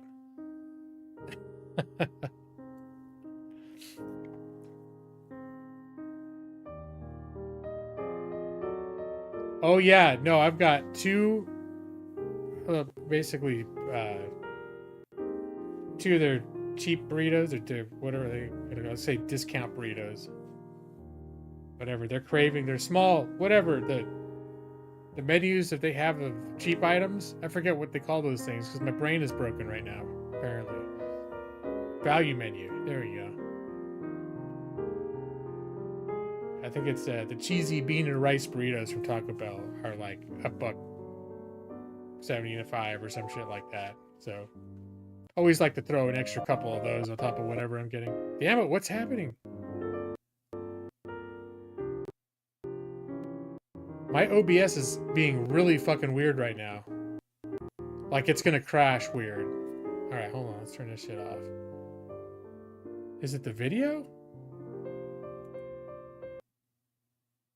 Why is it being so fucking weird? It's being real crackly, like it's gonna cut out and break. Well, I just turned the song off.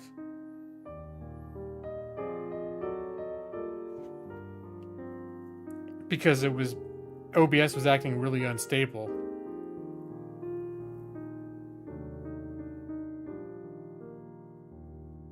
You don't like this song, Stone? This has been my traditional end of stream song for years now. The same little peaceful background. I like it.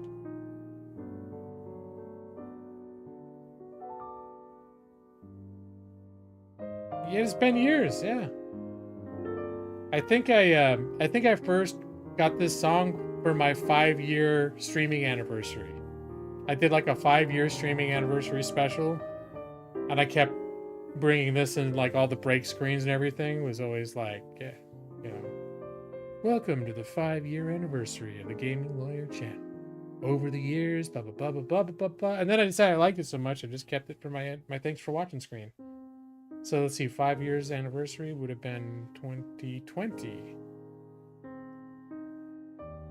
Yeah.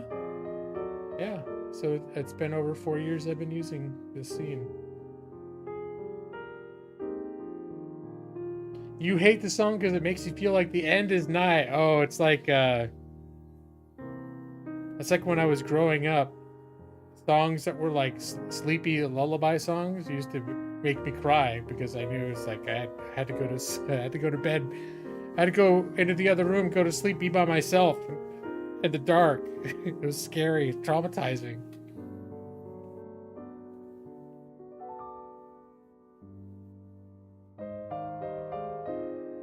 But any song that I would use for this scene, then you'd end up hating, then, right? By that logic, right, Brad?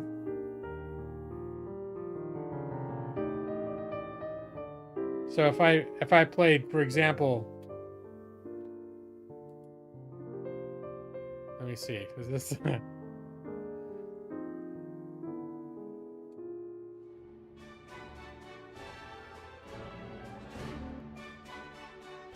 What if I had this for the end of every stream ended with this instead of traditional?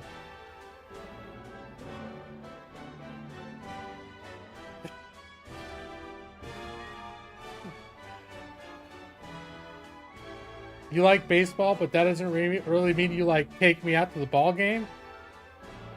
Oh. That's unfortunate. I had a lot riding on you being obsessed with the song Take Me Out to the Ball Game, man. But I guess there are all the times I've seen you stream Super Mega Baseball. Not a single time have I heard you listen to Take Me Out to the Ball Game. So maybe I should have put 2 and 2 together.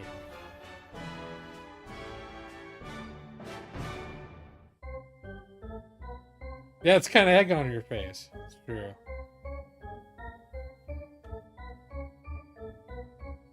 I still think it's kind of nifty that I didn't even realize I had this on this scene, on my thanks for watching scene. I knew I had it tucked away on my, like, the dark scene where I do my lullaby, that I did have the song there, just for trolling purposes. But I forgot, like, on the thanks for watching screen, I still always in the background had inert, this inactive Taking Me Out to the Ball Game Super Mega Baseball video compilation. It's good stuff.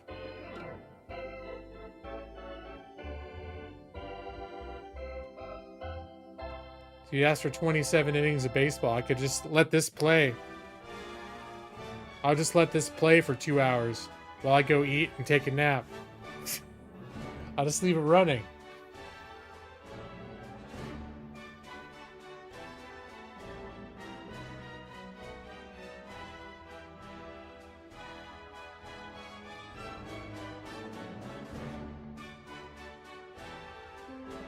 Or I could just do this.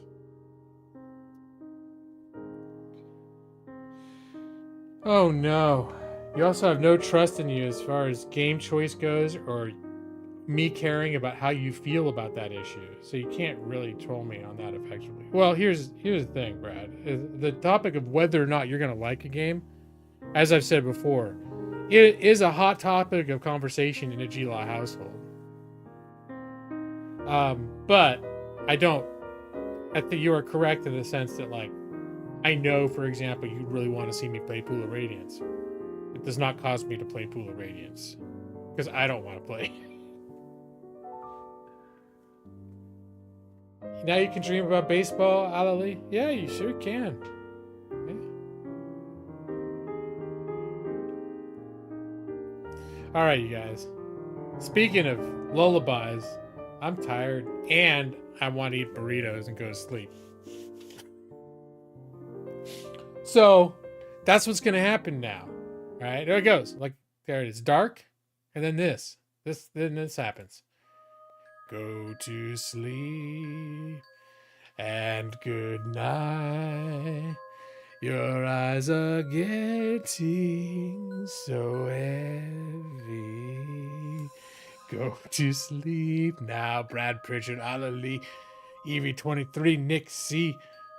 Nick C. Who else? Stone. I'll be waiting for you in your dreams.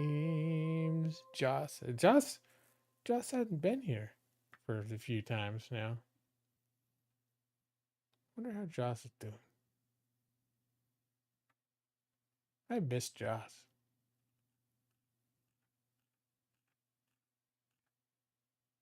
Did I say Matus already? Night Matus. I don't know if he's here.